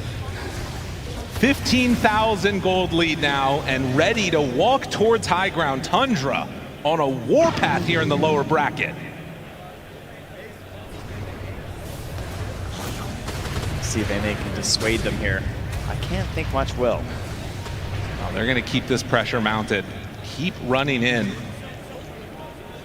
While Moon did call that there was going to be a Viper in this game looking good, it's been all Pure who we also said is a specialist. This guy knows what he needs to do on this hero, and now they find the Hex, find Malrine. Skitter jumps forward, wants to stun. Do they have enough to deal with these heroes? Tundra do lose one of the bear at least. Pure tries to back out. They're gonna also lose TAPSON. Maybe going a bit too far, not quite connected. Do they have enough? Yes! The root is there, the heal comes out, the mech to control. Pure tries to get out of there. Meanwhile, Soxa gets up to the high ground, but they start beating into them. Do they have the damage to take down this bear? Pure is still living through it. Pure is eating them up, but eventually they take down the Aegis. Oh, but it's Whitemon now with the damage too. Brings down Skeeter in the back. And now turning, hitting, punching, trying to kill, and yes, that's already another dead. Now the Boundless jumps through. Ramses gets killed off by Skeeter, doing the damage with the Mortimer's Kisses. Malrine does survive through it. Oh, these are last chance buybacks. They're spending them all. Dude, Pure is still alive. That bear is still alive too. Even if they killed him once, they couldn't do it again. Somehow Falcons are holding this, but Tundra just show how hard it is to kill these heroes. Yeah, in the end, it's going to be kind of even, right? A couple buybacks on both sides here, but some pretty expensive and scary ones, especially Skeeter there on that DK. But look at that XP, 4,854 there, as a ton of damage starts to come out. This is classic Ench, right? Like all in the early, a bit of the earlier mid game. You're just running in, you're just this body who can kind of get ignored, but you're so good at scouting. But then, later on, the damage starts coming out with the impetus. It's a serious big play, and you can see how much win probability has swung. Another Hex. As they find him, this Malrine cannot afford to die. He goes down. Does have buyback. And we're so close to coming back. What a great time to jump from Ramses. The perfect answer, but look at this, Pure just tearing through those buildings, and now they find him again, the Bristleback. They're dying one by one by one. Malrine has the buyback. He uses it now. Now the control, the root is out, the Gleipnir is there. Can they find and control and kill these heroes? It's so hard to bring them all down. The dispels. Look at the buffs and debuffs. There's so many of them on every single one of these heroes. They will kill that bear, but it doesn't feel like enough for the buyback. It holds at least from them getting megaed. Yeah, looking to keep their middle lane here. And get a few more XP points across the board here, I guess. No buybacks in the game now, by the way. 0. We just did 15,000 damage on both sides, and according to this, no one died except a bear. What a huge swing. Falcons trying desperately to stay in this game, but it feels like this inevitability of the lone druid and Pure playing it is just causing so many issues. I mean, look at the damage numbers, and it just feels like they can tank through all of it almost. Yeah, a little bit more evenly spread there, as you can see on the side of Tundra, but part of that being that they have a support Bristleback. You know, you can't really blame Snaking too much. He's not there for the damage. He's throwing out the goos. Absolutely. Getting him good and sticky for you. Well, we did see the Monkey King before he had to buy back queue up the Scotty, but ended up having to go back for the Mjolnir instead, which is obviously a pretty nice damage increase, but would have loved to be able to reduce that healing that's coming out. Yeah, as you can see from here, just standing there. Good old Spirit Link. 40-minute mark coming up now. A lot of these Lone Druid games have been finished in, 20, 30 minutes, somewhere in that neighborhood. This is such a good telescope game. TAPSON just doing it for the team, right? Oh yeah. The nosedive, helps himself, helps his allies.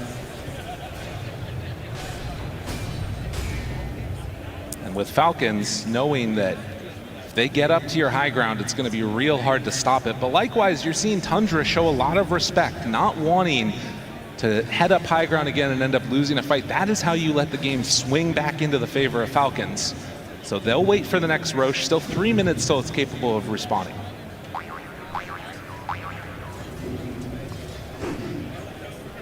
Oh, or they're just going to go.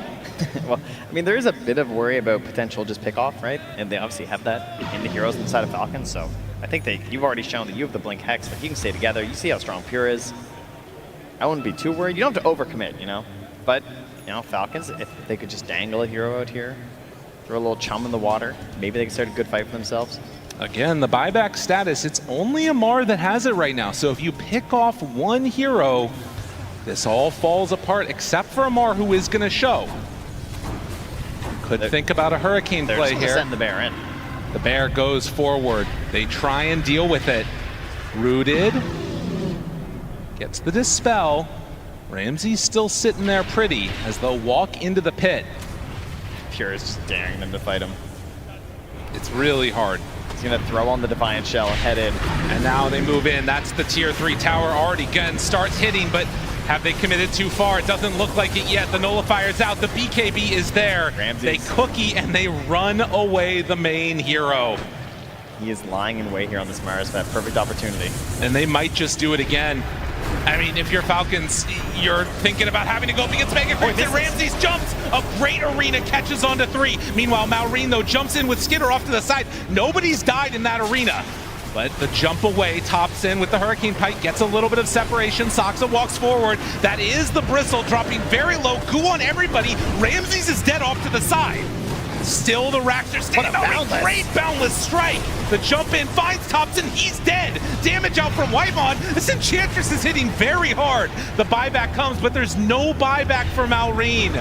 Skidder, they need to get more kills. They got to take a couple more of these guys down. Pure ready to hit right into him, but look at him. Wyvon up on the high ground. Only Mana can stop this spree. Coming from the Enchantress. Snaking. He's still standing there right up front and center, wanting to kill him off. The smiles coming from Ramses. He knows what's happening. GG is called. Wyvon, you're a monster. All right, I see how it works. Stand on the low ground, you might miss. What if I just go into your base and start laying into you? It's a good idea. So many of these games, we've seen these Enchantresses get completely out of control, and another time where it ends up happening. Tundra, they're going to take the first game of this series. An unbelievable performance as we get ready to see what they can bring in game number 2. Before that, though, back to the panel. There was a lot going on in that game number 1 between the Falcons and Tundra. By the end of it, it feels like Whitemon is the unsung hero. So many times you're not putting your eyes towards that Enchantress, the damage that she can put out there. But oh my goodness, Whitemon, we talked about him before this series, and he really, really shone in this one with the Enchantress. Yeah, usually he doesn't do that. I like to say that he's a non-main character. He's the highest MMR non-main character Dota player, where like he will give his team such a good game. He will be the Vengeful Spirit with 1,000 net worth, position 6 at like 20 minutes, and he's fine, and he will have such a high impact. But it's really nice to see with how much farm he got, how much he was doing in those fights. It's not that he can't play like this, it's that his team is so greedy that a lot of the time he has to play like this. But when he's given the farm, he's good. He's a good carry player. He can do it.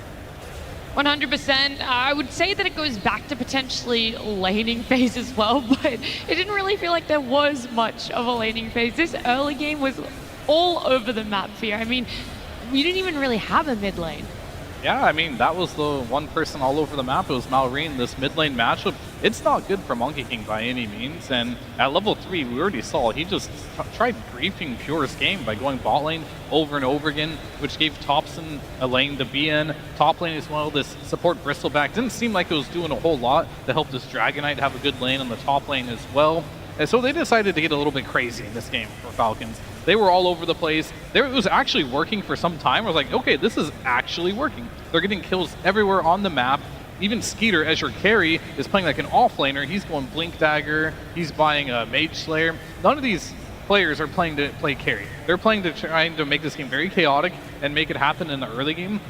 It begs the question, why? You know, going into this game, like, they don't really need to play this type of style necessarily. Maybe they didn't expect TAPSON to play Viper. That really threw them off here. I could understand that part, but this is like Falcons just feeling like they were pretty desperate on their mid lane and their carry to make things happen in the map. And the moment one or two of those things did not happen, it just felt like it was unrecoverable. Yeah, it definitely started from the draft, you know. I'm not sure if trying to build a strategy around your opponents not being able to play that a single hero is like a good way to go. You know, this game just felt like from the draft they needed to make a lot of adjustment. The Monkey King needed to move because he can't play the lane. They even started at level 1 and Bristleback just went behind and got a kill for him and he got first, but he still couldn't play the lane. And the game just felt like a complete chaotic match, you know. It wasn't even particularly near any of the recent games that we've watched on the main stage. It was just chaos over chaos. Nobody knew what was going on, and at the end of the day, Tundra with the lone druid, you know, with even the overall Elastic Viper didn't feel like he did as much as the lone druid. Honestly, if I had to predict what Owie was going to say to his boys backstage, I would say that one of the two, Skeeter or Malrine, should have gone for a carry-style build. I think they probably are okay with how the early game went, given that they gave TAPSON a literally perfect Viper game, expecting it not to come out. I think all that chaos really played into what Falcons probably wanted, and maybe if Skeeter just goes armlet and he farms and gets a huge amount of net worth while all that chaos is going on, then the game looks a lot better. Or vice versa, like Malrine had no points in Jingu at level 9. He was a support, but then his DK carry is an offlaner. Amar's going Greaves pipe. Did I say any of these heroes are carries? Because I feel like I didn't. Nobody carried the game. Pure, on the other hand, I also don't think that you give him Lone Druid again. He's only silver tier, which a lot of the time means that people are just okay at it, good enough. But he's not just good enough. That was a flawless Lone Druid performance. I will say, though, that the Lone Druid was struggling a little bit in the early, and one of the key parts to pushing them into a better position on the side of Tundra was Ramses on this Mars. So many times we saw a clutch, blink, arena, spear. It doesn't matter if you're not the one that has the damage. You just got to put your team in a position to be able to get a pick-off, to get a great initiation, and that's exactly what Ramses did. That was what I felt was the start of everything for Tundra, to be able to turn this chaotic early game into something more structured. Yeah, and I think just Tundra played their Dota. They played Tundra Dota here. Everyone played the hero that they wanted to play in this particular game. And things got crazy just because Falcons made it crazy. By all accounts, like this level 3 Monkey King is bottom lane tri-laning, right? He's level 3. They're tri-laning bottom. Mid Monkey King, by the way, not a position for Monkey King. And then your carry is rushing Blink Dagger too. It's like Falcons made this game very chaotic. I'm just curious as why they're playing. They feel like they have to do this. Are they pressured by Tundra because they lost earlier, that they have to adjust their strategies? I hope not. Hopefully that was just a one-off. Yeah, it could be, but also maybe the trend of 2-0s is going to continue. Either way, though, we don't have our game 2 ready just yet, but I do see this arena filling up. There is quite a large crowd out there, so let's jump on down there with you guys and Tsunami. Thank you very much, everybody. I am loving the energy right now because this is 2024, it's TI13. A lot of memories have led up to this point, and I was wondering if I could maybe ask some of the people in the crowd what their oldest Dota memory was. What was it that encouraged them and made me think, yo, I gotta go to a TI one day? And for you, it may have just been location convenience, but other than that, what got you into Dota and what was your earliest Dota memory? Well, actually, I'm a League player myself. All right, next question, we're going on. How about you? Could you introduce yourself and tell me what your earliest Dota memory is? Oh, hi, I'm Div or Andrea. Oldest Dota memory. Could be anything from the esports, from your own playing experiences. No, I know. It's TI3 Grand Finals. After that, I decided to quit my job and join the esports world. So yeah, it's besides the 3 million dream coil, I have that memory of me resigning my job. That's incredible! What an experience!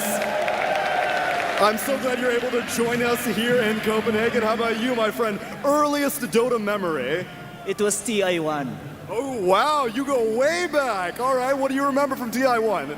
There was no live stream. You need to refresh like a Dota website on the items that's updating.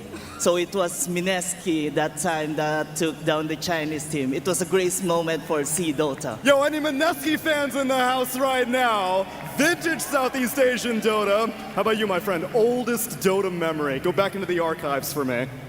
Maybe it's not the oldest memory, but it's the brightest. Okay. The way how did Papi with Dandy decide to solve the map against Tong Fu on the international on 2030. This is the best memory from Dota from my side. Yo, I love it. I love the energy.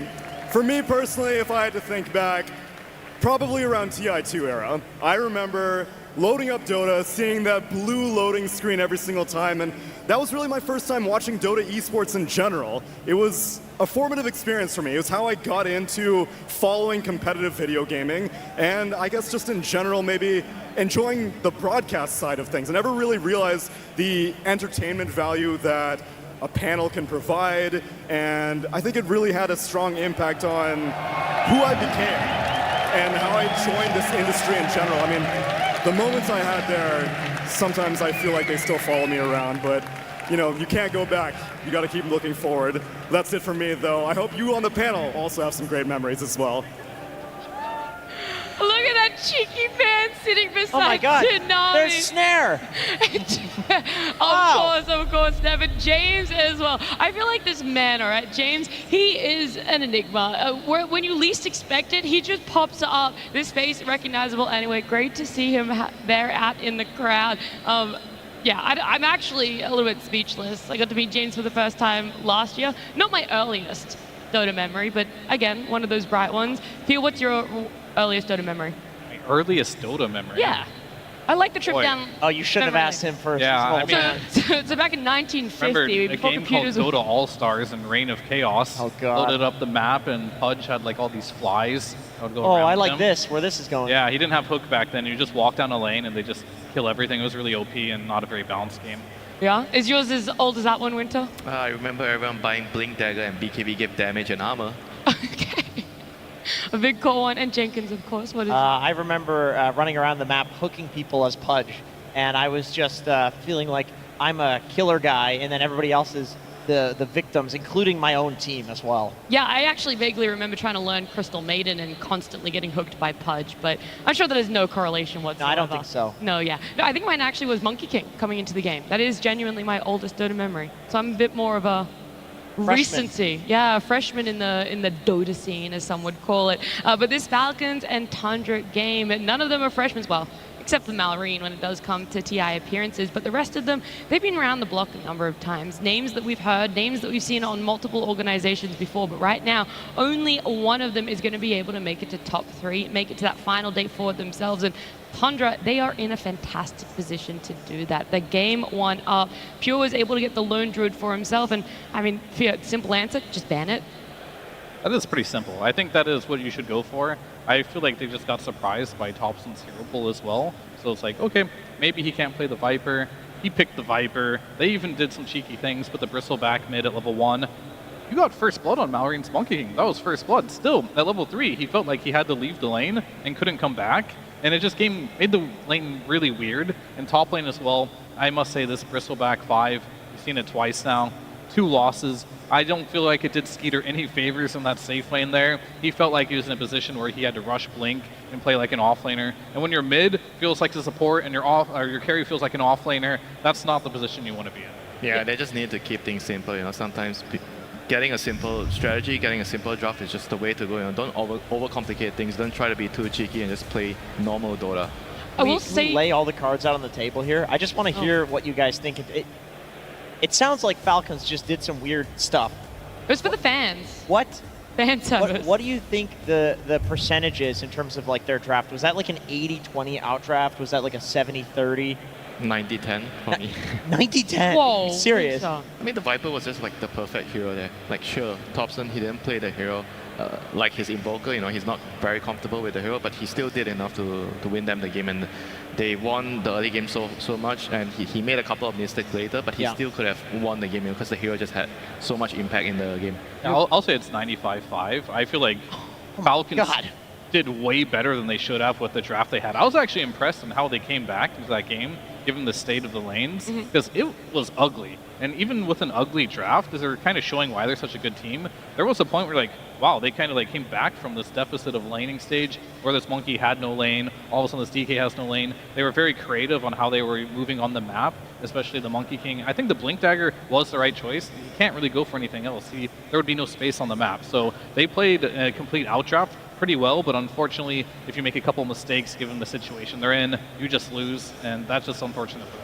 What if they did the opposite, Jenkins? Instead of being like, oh, let's try and look for a carry here, try and get some more net worth, they just actually kept running towards Tundra. You just make it more chaotic and more of a bloodbath than what we already saw. I struggled to see how it could be more of a chaotic bloodbath than that. Possible. That was going to be my follow-up point to the question of, was this a 90-10 draft? Maybe if you're Falcons, you're actually kind of okay with how that game went. Okay. Where you're like, okay, this is just one of those instances where even though we have some of the best drafters in the world, you're going to get outdrafted. I mean, they also have some of the best drafters in the world and best minds in the world. So 90-10 drafts do happen in Dota, and it's like, okay, shit happens. We did our best. Go next. If this was a 60-40 draft, hell, if this was a 70-30 draft, we would have won with how we played. That doesn't feel too bad if you're a Falcons fan. Yeah, there's always something positive out of a loss like this, you know. Yes. The draft is so difficult, but we found a way, you know. Sometimes in Dota, you just need to be able to be creative, and they were creative, and they almost came back into the game. Almost, you know. Almost isn't quite enough though. They weren't able to close it out, but they got another chance in game number 2. By the way that we're talking about it, more stereotypical position 5 is what we're hoping for Falcons. Make it straightforward, make sure that there's actually some laning phase going on for you. Yeah, I mean, they need to enable at least one of their cores. That was the issue here. Seems like the Bristleback didn't really enable the DK very much, and there is no way the Monkey King was going to win the mid lane either, so just a stable 5 potentially could have given either a better game, and then all of a sudden things could have happened. More than anything, Jenkins, what's really on the line for Falcons right now isn't about the top 3 at TI 13. It's the Hello Kitty tattoo 100% win rate on stage that you brought up. That's what's on the line. Well, they still have the chance at having a 100% win rate in series. So I think if they would like to maintain that, I think that you can go back to this draft and consider letting Pure play Lone Druid a blunder. He is too good at this hero. The tech is too new. People don't know how to solve it clearly. And maybe if Pure was one of these good enough players that we talk about, then it would be fine. It's worth trying to solve, but not after what we've seen from him. This guy is way too good at it. Yeah. The last time Falcons and Tundra faced off in that upper bracket, that's what secured Tundra to be able to make the main stage, and it knocked Falcons down to the lower bracket. It was another gotcha pick, all right? They had the last pick, Night Stalker, in game number 1 in their best of 3 over there. And I think Tundra just have more of that in them. I think there will always be more of that. We look towards the Lone Druid that you take out. What quote-unquote meta are you letting back in? What else could they have in that back pocket of theirs that could be another answer that we weren't looking at? That has been a massive oversight to other teams. I think Tundra definitely have to look at this game, even though they won the game, but they have to go back and consider why were we in this position, you know, this Viper pick, you know. They kind of were running out of TAPSON heroes. I think Falcons definitely targeted his hero pool. They banned out most of his combo pick, and what do they do next game, you know, if the same situation arises? Do they pick his hero early, or do they have to just wait later and just try to find a better hero, and hopefully, like the Viper game, he plays good enough for them to win, you know. That's also something they need to take from the first game. I just don't think anything that is first picked, it feels like it goes unanswered, should really be let in there again. This is it, the Lone Druid for Pure, 11, 3, and 16 is what he had. Wow, look how farmed he was. He had 3 items. No, he had two neutral items, actually, Fair. Oh, I see. So 5 items. That's crazy. Good counting, Andrew. Thank you. He had a Vlad's on the bear as well. He was building some support items using the bear. Yeah, I mean, that's the crazy thing about the hero right now is you literally hit your peak with 3 items. And those 3 items are like 5 items, just based on how the hero works, right? So that's the timing in which a lot of teams are not able to get past. Sure, maybe as it gets later into the game, it gets weaker, but does it even? Because like your bear is still going to get your items that you're recycling and it's going to be quite good.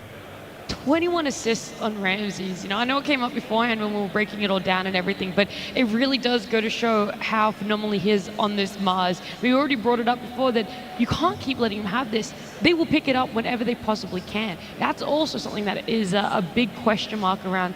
Do you let them have it again? Do you even try and early pick it up for yourselves? Because we know Amar also loves that hero. I think you need to ban it or pick it. I don't know if it's something they have to ban in the first phase.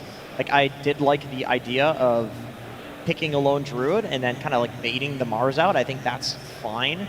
But Tundra has first pick again, so... Well, look, a little bit of a spoiler because right now we've got to get into game number 2 draft.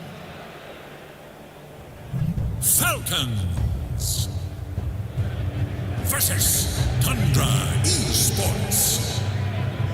Game 2. Tundra with that game number 1 win, and a little bit of a spoiler from Jenkins. They're also having first pick for themselves here. big questions around what is going to be focused on. Do they have to do a little bit more core bands? They're still going to respect that Invoker on the side of Falcons, taking it away from TAPSON. Tundra even respecting Dragon Knight. Yeah, it's going to come down to the Sniper or the Lone Druid. And I feel like right now, playing versus Tundra, the deeper they get in this tournament, the scarier they become. Because we talked before, Ramsey's Sand King still in the pool as well. We talked about his Mars, he'll just safely pick up later on. We talked about TAPSON, he's playing these Invokers in the mid lane, these Snipers in the mid lane. Now you're bringing Pure into the conversation with these Lone Druid type heroes. You can't ban out Tundra anymore. Something is definitely going through now. No matter what you do, they're going to get something that looks scary, and this Tundra team is looking very scary. They're going to choose to go ahead and ban out that Lone Druid. That now leaves the Sniper in the pool, and they most likely will gobble that one up. I mean, what's the trade then? Shadow Demon?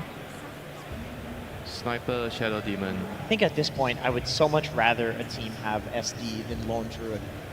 Like, SD counters a lot of stuff. It's a really strong support. But if you are Tundra and you pick Mars, or you think you can get a Mars and they have SD, then you can't see into the arena, and so SD can't like imprison and save people. So there are ways around it. I can't believe we're on a patch where there's unironically first pick Sniper every game, and the crowd cheers. What a time, you know. This is a good time to be alive. I mean, you look at like the drafts, you see like 5 carry heroes on one team. Yeah, and it's like, oh, they're gonna win. This is a good draft. Well, now, what is going to be that response from Falcons? Because most teams, they go, don't even try and counter this Sniper. Maybe just ban it out. That's how annoying it is. I don't feel like there's an actual response to Sniper. I think it was, who was it? Was it Aurora or something who picked 3 counters Lycan, to right? Sniper? Yes. Lycan. Yeah, they picked Lycan, Storm, and Spectre, and they still lost to Sniper. So it's like, you can counter the heroes so much, and the typical heroes that do counter Sniper are just not good heroes right now, to the point where you can pick a bad hero versus a good hero, and you just won't Some of counter. them are okay, right? Like Centaur, Clockwork. I think you can't really pick too many counters. I think you pick 1 or maybe maximum 2. You don't go more than that. I think the objective is you want to have a hero that can go on him and kill him alone in the team fights, because Sniper as a support, why is he so valuable? He does a lot of damage. He wins you the lane, and in the team fight he does a lot of damage. So you kind of have to dedicate one hero that can kill him alone in the team fights, and Clockwork, Centaur, these are the type of heroes that you could also be looking at. Well, I think Sniper is a 3-part problem. Number 1 is, yeah, you have to get on the back line and kill him. Number 2 is, if he's mid lane specifically, how do you lane against him? And number 3 is he going mid, right? Or is he the flex potential of the hero? So it's very difficult to counter because, yeah, he's flexible, he doesn't lose mid lane, and the heroes that can get on the back lines are kind of applicable only if he is a support. I feel like those counters versus core Sniper aren't as good. You just build a BKB. Yeah, and you just stand there and with 20 armor extra from take aim. Yeah, it's very strong.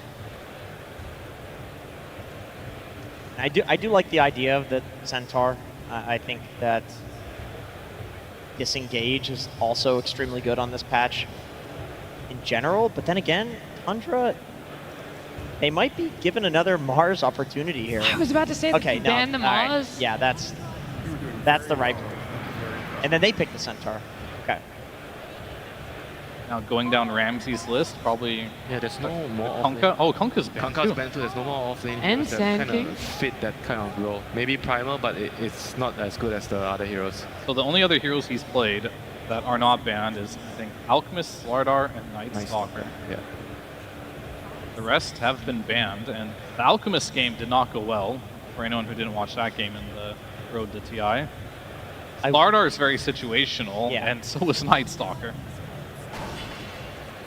I will say I don't mind the idea of a Night Stalker with a Sniper if they can get it later on in the draft. You do not want to pick it here.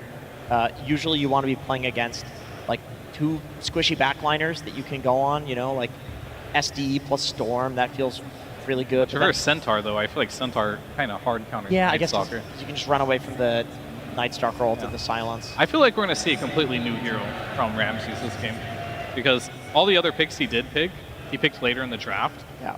And I feel like the heroes that are available, they don't seem very good in this game. So I think he's going to have to reach out of his comfort zone in this particular game, which is good by Falcons. They're trying a different approach here. They're trying to shut down Ramses and really challenge what he can do. But Ramses is a veteran. He has been to many tournaments. He's won tournaments. He's no stranger to adapting to the game, but he's going to be put in that situation this game. Yeah, this game is definitely going to be a true test towards his hero pool. You know, what can he pick that would allow the sniper to succeed in the game? You were doing very well. I'm very proud. I mean, for Falcons, they are kind of looking for their second support, and are they going to answer the sniper here? Because the sniper is already set in stone. He's going to be a mid hero. Are they going to pick their mid hero right now? Decide what are they going to put against the sniper here? There's not many good matchups. Or there's not even any like matchups that's going to be okay in this lane. I don't know what does well. People are trying Zeus, but that hero just does not seem like a good Dota hero right now. I wouldn't mind seeing... I mean, is Queen that bad of like a matchup? Like, I don't think it's good. This is what they're putting mid. Okay, this could work. I'm not entirely sure. We haven't seen it before. Maybe you have to put a couple more points in the armor to just survive the harassment. That could be the idea behind this one. If it does, then it can work. You have the chain that can close the gap. You're very tanky, so that can kind of deal with that as well. So I like the idea overall, and then now into most likely your support pick. You know, Ramses has actually been playing Magnus in his pubs. Okay. Now, Magnus with Sniper is extremely bad because he's a ranged hero. But new Mag... Well, thanks for telling us, you know, Andrew. Wow, Most that's awesome, most people are playing Mag not around the Empower. They're playing it around the Skewer backs. So maybe it's still fine. You are playing against Timbersaw, Bat Rider. He's a universal hero now. It's not as bad as it once was. Still not great. It's not great. You don't also do I'm anything digging to deep. Timber. Ramsey's heroes are all bad or banned out here, so... We'll see what they do. They either give him last pick, or they try to pull something out right now. I mean, there's definitely some heroes like Underlord that could still be good, you know, with their lineup, but we just don't know whether he can play, you know. Underlord with Sniper is, I think, very good together. Underlord provides protection for the Sniper in the team fights. Yep. You kind of set up with your pit. So I think they are very good together. They're thinking about it too.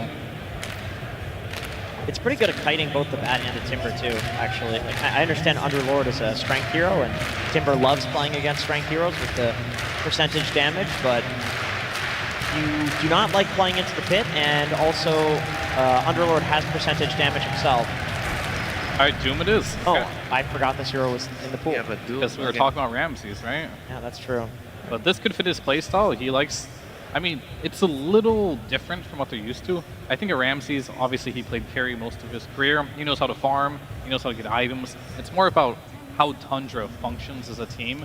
Sniper most likely going mid on TAPSON. You have a Doom off lane. There's a Timber in the game. I think Pure now has to play something a bit more active, because your mid and off laner are just going to be hitting creeps. He's definitely going to need to like fight in the early game to allow the Doom and the Sniper to kind of get their items and get their timings. The other thing you guys have mentioned when we've seen this Doom is normally you see a vision for it, right? A target, some reason as to why they've picked up this Doom. Does that already exist on Falcons? Yeah, that's the Timber. I mean, especially when it's a mid-Timber. He's a regen-based hero who you can't kill because he out-regens the damage you do. Doom can doom him, nullify that completely. And a mid-Timber is going to be doing a ton of damage in spellcasting and fights. So worst case, it's worth silencing him. But they pick Doom into Centaur, where you can ult away from the Doom target, or SD, who you can imprison the Doom target. So it's not exactly a free Doom game, and we've also talked about how Tundra looks when Ramses is not on the hero that's running around and making first contact, and he's actually farming. They look like a different team, so this will be a different sort of style than what we're used to seeing them when they're winning. I don't think I like this style, you know, of Tundra when Ramses is on the hero that he needs to or he wants to farm more. I mean, he didn't have a choice this game, I think, just how the bans went. I think right now, if you're banning for Falcons, Weaver is probably your absolute best ban here, because this is a hero that can play very fast. Buy that Gleipnir. Yeah, okay. I think they had to do that because Pure has to play a hero that most likely is ranged, buys Gleipnir, and can get active really early on in the game. And Morph and Weaver were probably the two best heroes, so yet again, it's not a simple situation to be in here. What else potentially is left? Well, Tundra themselves took out the Luna. Right. That would have been... I mean, is Elk actually too greedy? Like, can you like just fight the Elk, secure the lane with either Ench or Clockwork, and you get your Radiance Dagger maybe and you come to the fights? I mean, it could work, but it's very risky. I don't think that's but there's nothing else, right? I don't know if there's anything else better than that. Because he needs to be able to, I feel like, buy Dagger and go and kill heroes on the map. Either that, be a ranged hero and get a Gleipnir. I think he needs some type of tempo for sure. There is one last overlapping carry between the two teams, and that's Lina. That's that range. Not Lina with Tundra. It's been a while. I mean, it has been. I'm just saying, he has picked it up. I just don't like Lina versus Bat very much. That's the only reason I haven't mentioned it. I figured there was a reason. But they banned it themselves, so they're thinking about something. Because I'm imagining they most likely want to put Doom with the Ench. Soxa has played it as well. And pick more of a ranged hero with the Clockwork. It's only like troll or something at this point, but I feel like that's too slow. SF, they've played SF, but yeah, probably not a good idea here. Not enough lockdown. It has to be a Gleipnir hero or have a stun, in my opinion. Otherwise, this draft is really contingent on them just winning all 3 lanes. And still, it is possible to do that. It's just not something that I feel like puts you at a draft advantage. They go for the Alchemist, so he does have a stun. Into Timber Bat. That's interesting. It's more about like I think fixing their own draft. You know, they need a hero that could do something in the game. You know, and Elk kind of fits the criteria. He kind of can run around, kill heroes, and give some space to the sniper. And his front line is good with sniper as well. And now Falcons, they need to find a solution for this. Do they want to match the pace or play even faster here? I mean, we're pretty much out of those Gleipnir carries. Most all of them. Feels like maybe it's a melee hero also. This would be Skeeter's first melee hero if you maybe. I mean, Dragon Knight I consider a ranged hero. He plays ranged most all the fights. If they want to play really fast, there's like but Ursa, Chaos Knight, Razor, Nature's Prophet. Razor, yeah, Razor's good against Doom. Yeah, you can't Nature's Prophet against Doom Ench. That's kind of psycho. But the Razor seems pretty good. Good against Doom in lane. Great against Alk in the game if you can run around and get Wraith on top. King. Oh god, the second time today. All right. I mean, there's a reason why Duracho picked it up in the last series. This hero is very good versus Doom, conceptually. They probably are also maybe considering Ench being down there, which can deal with the Ench creeps as well. You have the extra attack speed to kill Ench too. You can get in the back lines, kill the sniper. I do like the pick. It's a good last pick Link scheme. Yeah, me too. I think Tundra has a very greedy draft. It will be difficult to execute. It's possible with the Clock and Enchanters to secure their early game, but at the same time, you know, I feel like every time Tundra goes greedy with their offlaner, Ramses is playing a hero that needs to farm a lot more. They tend to struggle. Yeah, I agree with both points. I think this is... I think Falcon's pretty happy with their draft. When they saw the Alt come out, and they already have a Timber, when they see the Doom come out, and they already have a Centaur, like they're picking into counters. And then Klinks owns the Enchantress. The only issue for Falcon's draft is Klinks is bad as a hero, but it's a very good game for the Klinks. I thought you were going to say the Sniper, because in game 1, we didn't even get to really see a mid lane, right? That Monkey King was forced out by the Viper. He was anywhere but in the mid lane. Now we're seeing TAPSON on that Sniper, a hero that a lot of people haven't yet found that answer for, and we're actually going to be seeing them lane against each other here, finally. I mean, we'll have to see. This game is going to be very, very interesting to me. A lot is going to happen in this particular game for it to go one way or the other. I definitely think that Tundra, I do like their draft in so many ways, but I can see so many ways it not working too. So I'm going to have to go with Falcons on this one. I think they just have a very stable draft, and they're just going to play much differently than game 1. Something else that you wanted, Jenkins, was the back and forth. You love a good old game of Dota. The first one team's winning, in the next minute you don't even know what's happened. All of a sudden someone else has the net worth lead. I'm down for a game 3 here. I think that's what I'll say. I think Tundra got outdrafted in this one. Alrighty, so you really want a game number 3, but so far everything that's happening on the main stage has been a 2-0. So we're gonna see if Falcons, this game number 2 draft is enough to get them over that line, and let's hear a little bit more from their coach. Absolutely. Thank you, everybody. Welcome back, my friends. It is time to talk yet again. I'm sorry, Copenhagen, are we still awake? Am I right? Copenhagen, we still here? There we are. We are here with the legend himself, Owie 2000, Owie 3000 if you win this event. As I've been saying for several years, you refuse to change your name. Sir, it's getting a little serious. Now, usually when I talk to you, you guys are a game up. You haven't played yet. It's the first time I talk to you since you're a game down. How's it feels in the booth right now? Honestly, it's completely fine. We understand Lone Druid sort of unreal broken, so what can you do? We're just gonna go game 2, and I think we're feeling pretty confident as always. Absolutely. Now, in this other squad here, you know, you kind of had some pseudo-targeted bans. We got rid of Lone Druid. We got rid of a lot of different kind of momentum heroes. Was that on purpose, or are you guys still playing more to your squad and picking your solid heroes? Actually, I think the person we targeted bans is probably Ramses, because I think he does a lot for this team. So the other bans, like, this team has a lot of good, like, unique heroes. So honestly, they're hard to draft against. So it's just like whatever we think gives us the best chance of winning. There's nothing specific. Absolutely, playing your game. All right, well, I'm sorry to do this to you, but this might be the last time you get to address these guys. We have not had a Game 3 yet. Will we be having a Game 3 here today? Of course. All right, and will you call like a bird for the first time? Since this might be the last time I get to talk to you in TI, will you call like a bird for this audience? Call! Falcons, baby! Let's go on Game 3, Ellie! That's my boy! Oh my God, the death crow, it tolls and it's loud right now, apparently. I swear, like, Owie just needs to get a hug after that one. I'm not exactly sure. Slacks is a madman. Caw, caw! It's good, you know, you put him on pressure. Absolutely. Well, we heard a lot of things in that one. Lone Druid, broken hero, go next game. I think it's a good mentality to have to go into it. Try and just take some of the pressure off. Be like, we'll be able to, you know, deal with this in the next game. We'll see if it actually works out that way, though. Yeah, it feels pretty accurate from what we saw, I gotta say. That Lone Druid was a big problem that they could not solve in that one, and so also feels a little unfair that you come into the next game and suddenly, even though you weren't playing Lone Druid, you know, little old Ramses there on his Mars, his hero pool got eviscerated during this draft. Owie mentioned it, but it was very clear that they were just really trying to target it down, trying to get him off these comfort heroes.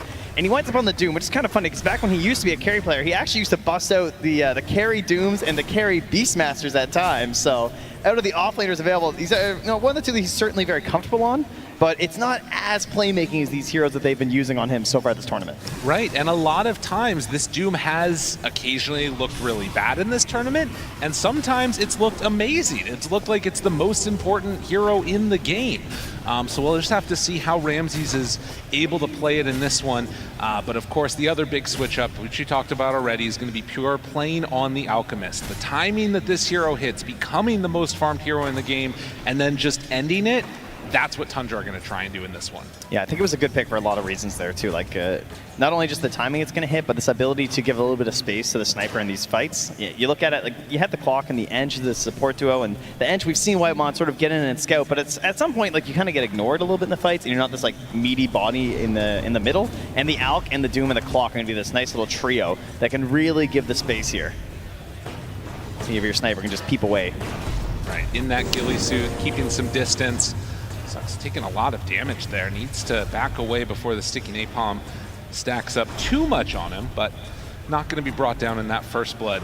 Yeah, it's going to be a unique match, I think, in a lot of ways, too, because, like we talked about, Falcon's not used to being down in the series, needing to face off here against Tundra. Of course, the last ones that brought him down below earlier in this tournament. And I think also the Clinks. Yeah. It's a hero that you had talked about at the beginning of the tournament as well, thinking that we might end up seeing it eventually, but as the panel said, not necessarily the greatest hero in the world, but could be good here. It's one of these heroes when the top range carries get targeted with the bans, right? We start to see the gyros start to come out a little bit. I mean, even Luna, believe it or not, at one point seemed to be one of those heroes. We're like, wow, Wind Ranger and Lena's banned. I guess we have to play Luna. That quickly went the way of just being a top tier hero almost immediately. But Clink's sort of next in line here, and some players like it more than others. Ooh, a little bit more. There you go. And it comes out just in time. Skitter drawing that first blood. Yeah, likes enough right now, that's for sure. Doom. It's an interesting hero though. It's one that we can often see players kind of get a little bit crazy on? You know, you might see these Clinks players off on their own a lot on the map. Surely not, right? Ramsey's forced all the way back. I mean, he is off the lane entirely. Clinks has a super free game, but Snaking did end up using a lot of his mana pool there for that. As, again, a little bit of all chat getting thrown around. Not sure exactly what that's about in the It's Malrine. There doesn't have to be a reason. You know, he's just. I think sometimes he just kind of rolls his tattoo on the keyboard there. The Stuff Hello just Kitty? pops up. Yeah. He just places it on the keyboard and gets another one on his face. That's all. It's a nice way to do it. As he gets the refill there of the bottle, you can see Doom still very low. Has a 13 stick charge though. Wow. When you're really digging deep. I mean, he's got it. He's ready for it. Yeah, obviously versus the bat lane always feels good. But he's going to have a hard game. He's having a hard lane, and then you have to, you know, we heard the panel mention there are some problems. We already saw this earlier, right? We had the Workhorse versus the Doom that was saving some team fights before. We're going to have that Shadow Demon to disrupt, so you have the single target initiation, but they're going to have single target save. Even before the Workhorse, just Stampede against Doom. It's very hard to actually lock someone down in a fight. That means you're going to need this synergy between Saksa and Ramses, which is what they've built a lot of this TI run on, is the synergy between these two. So we're going to need Hookshot, we're going to need some Cogs, and we're going to need a Doom on top to really make sure they get these kills. Right, and of course... And, oh, he lived the stick. It came into play. Just out of there in time, but Ramsey's still in trouble. That tree is not going to keep you alive, so they take down the Doom, and now also going to even bully back the Clockwork. This lane feels mighty rough for that Doom. Should also note, you know, one of the other things that the panel was talking about was how dangerous this sniper ends up being. You can see already off to a really good start in the mid lane, 36-8 versus the 24-1. At the very least, if they can catch him out later on, you were talking about this, the Shadow Demon actually is kind of an interesting answer for him too. You were talking about this. Okay. Why are you trying to give me credit? I don't know. This was your idea. The take aim, you just dispel it, and then he doesn't get the 20 armor anymore. It's pretty cool. That's a great idea, Lyrical. That makes a lot of sense. Sometimes he's a lot of armor, he's hard to kill, but Crit's going to look to get rid of that. And pushing him out of the cogs there, Snaking trying to run away. They do get the Hurricane to try and keep some distance as they're diving underneath, but TAPSON here to try and help out. They'll take down the Bat Rider. Now Skidder in trouble. This is looking familiar. I saw a game like this once where the mid rotated down, even though it wasn't going that well for some of the allies down there. And TAPSON obviously not having a bad time like Malrine was, but he's quickly trying to like give a little bit of assistance to that bottom lane since Ramsey's having a bad time. Right, and while that was happening, we saw off screen some stacks starting to be built, something that they can return back to if they need to for Malrine on this Timber Saw. But in the moment, you can see Saksa again catching now onto Snaking. Whitemon is here. They did not leave. Coming back into the lane. Skinner steps forward, wants to be a bodyguard, and now starts to go for the punches. So the mid rotates down towards bottom, but not quite able to get in range. Now they do. So they take down the clock, but the other two able to escape. Yeah, perfect moment to have the Twisted Chakram there to make sure you can actually find him in that tree line. Don't get bogged down by the trees. And we're getting close to the 7-minute mark now too. So Doom already heading off to the side to go and pick up that Wisdom Rune. You can see another round of stacks being made by this Shadow Demon. Malrine comes through, runs into the Alpha Wolves, and then goes back through the Twin Gate to the bottom lane. Very interesting. And they're actually leaving that Wisdom Rune. Yeah, so they're now going to get that one on Saksa for the quick level 6 on clock. Oh, it's going to work out. He actually waited long enough. They're going to catch Ramses. If he gets caught right now, this is devastating. It was a lot of time for Malrine to spend, but they weren't quite sure where he was, right? Like, he gets spotted up top. He's like, would he really Twin Gate back down and just, like, come right into my lane again? The answer is yes, it turns out. But I don't blame Ramses for thinking that maybe that's not what's going to happen. So bullying Ramses in both the drafting phase and now in-game itself as well, trying to keep that Doom under control, which seems to be a pretty good answer. He's having a hard time. There's no doubt about that. His mid laners double his levels, so you know there is a cost to be paid here. TAPSON having a great time. But if Malrine can grab these stacks, that crit is again going to be building up for him here. Obviously, shouting one of the best heroes at this. Thank you, Obs. Makes the move in again. Not sure if that one's going to get on the Ancients, as it does look like they weren't quite able to do it, but the bigger kill is right towards mid. TAPSON starts to fall. Gets the kill onto Snaking, but they do manage to bring down the little dwarf man.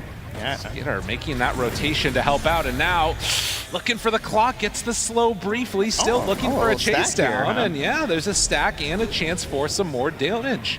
They're moving in, Clockwork in trouble, done. Double kill for Malrine. Falcons, they are not done with him yet, and now they eat the Whitemon creep, looking for more. hitting down the Enchantress, starting to find that finish. Do get a mana burn, but Snake King moves in too. Malrine deciding to back away. Ramsey still moving in for more, and now the sniper's shown up. They got to get away on Snake King. He backs out, tries to get up to the high ground, and Tundra will not be able to get any kills off the TAPSON rotation. Yeah, now he's stuck down here, so Soxa happy with that, at least, as he will grab level 5 in the mid lane, working towards that 6. More stacks. Got another one there. And now Malrine brought down low. They force out the Stampede. Snake King still brazenly running forward. But a little bit of an awkward exchange here because, again, there's nobody in the mid lane at this point for Tundra. The Shadow Demon just soaking up the XP there. And here comes Pure through the Twin Gate as well. They're bringing everybody. Oh, he went through, though. Yeah. Oh, Skinner, nice move. Yeah, good choice.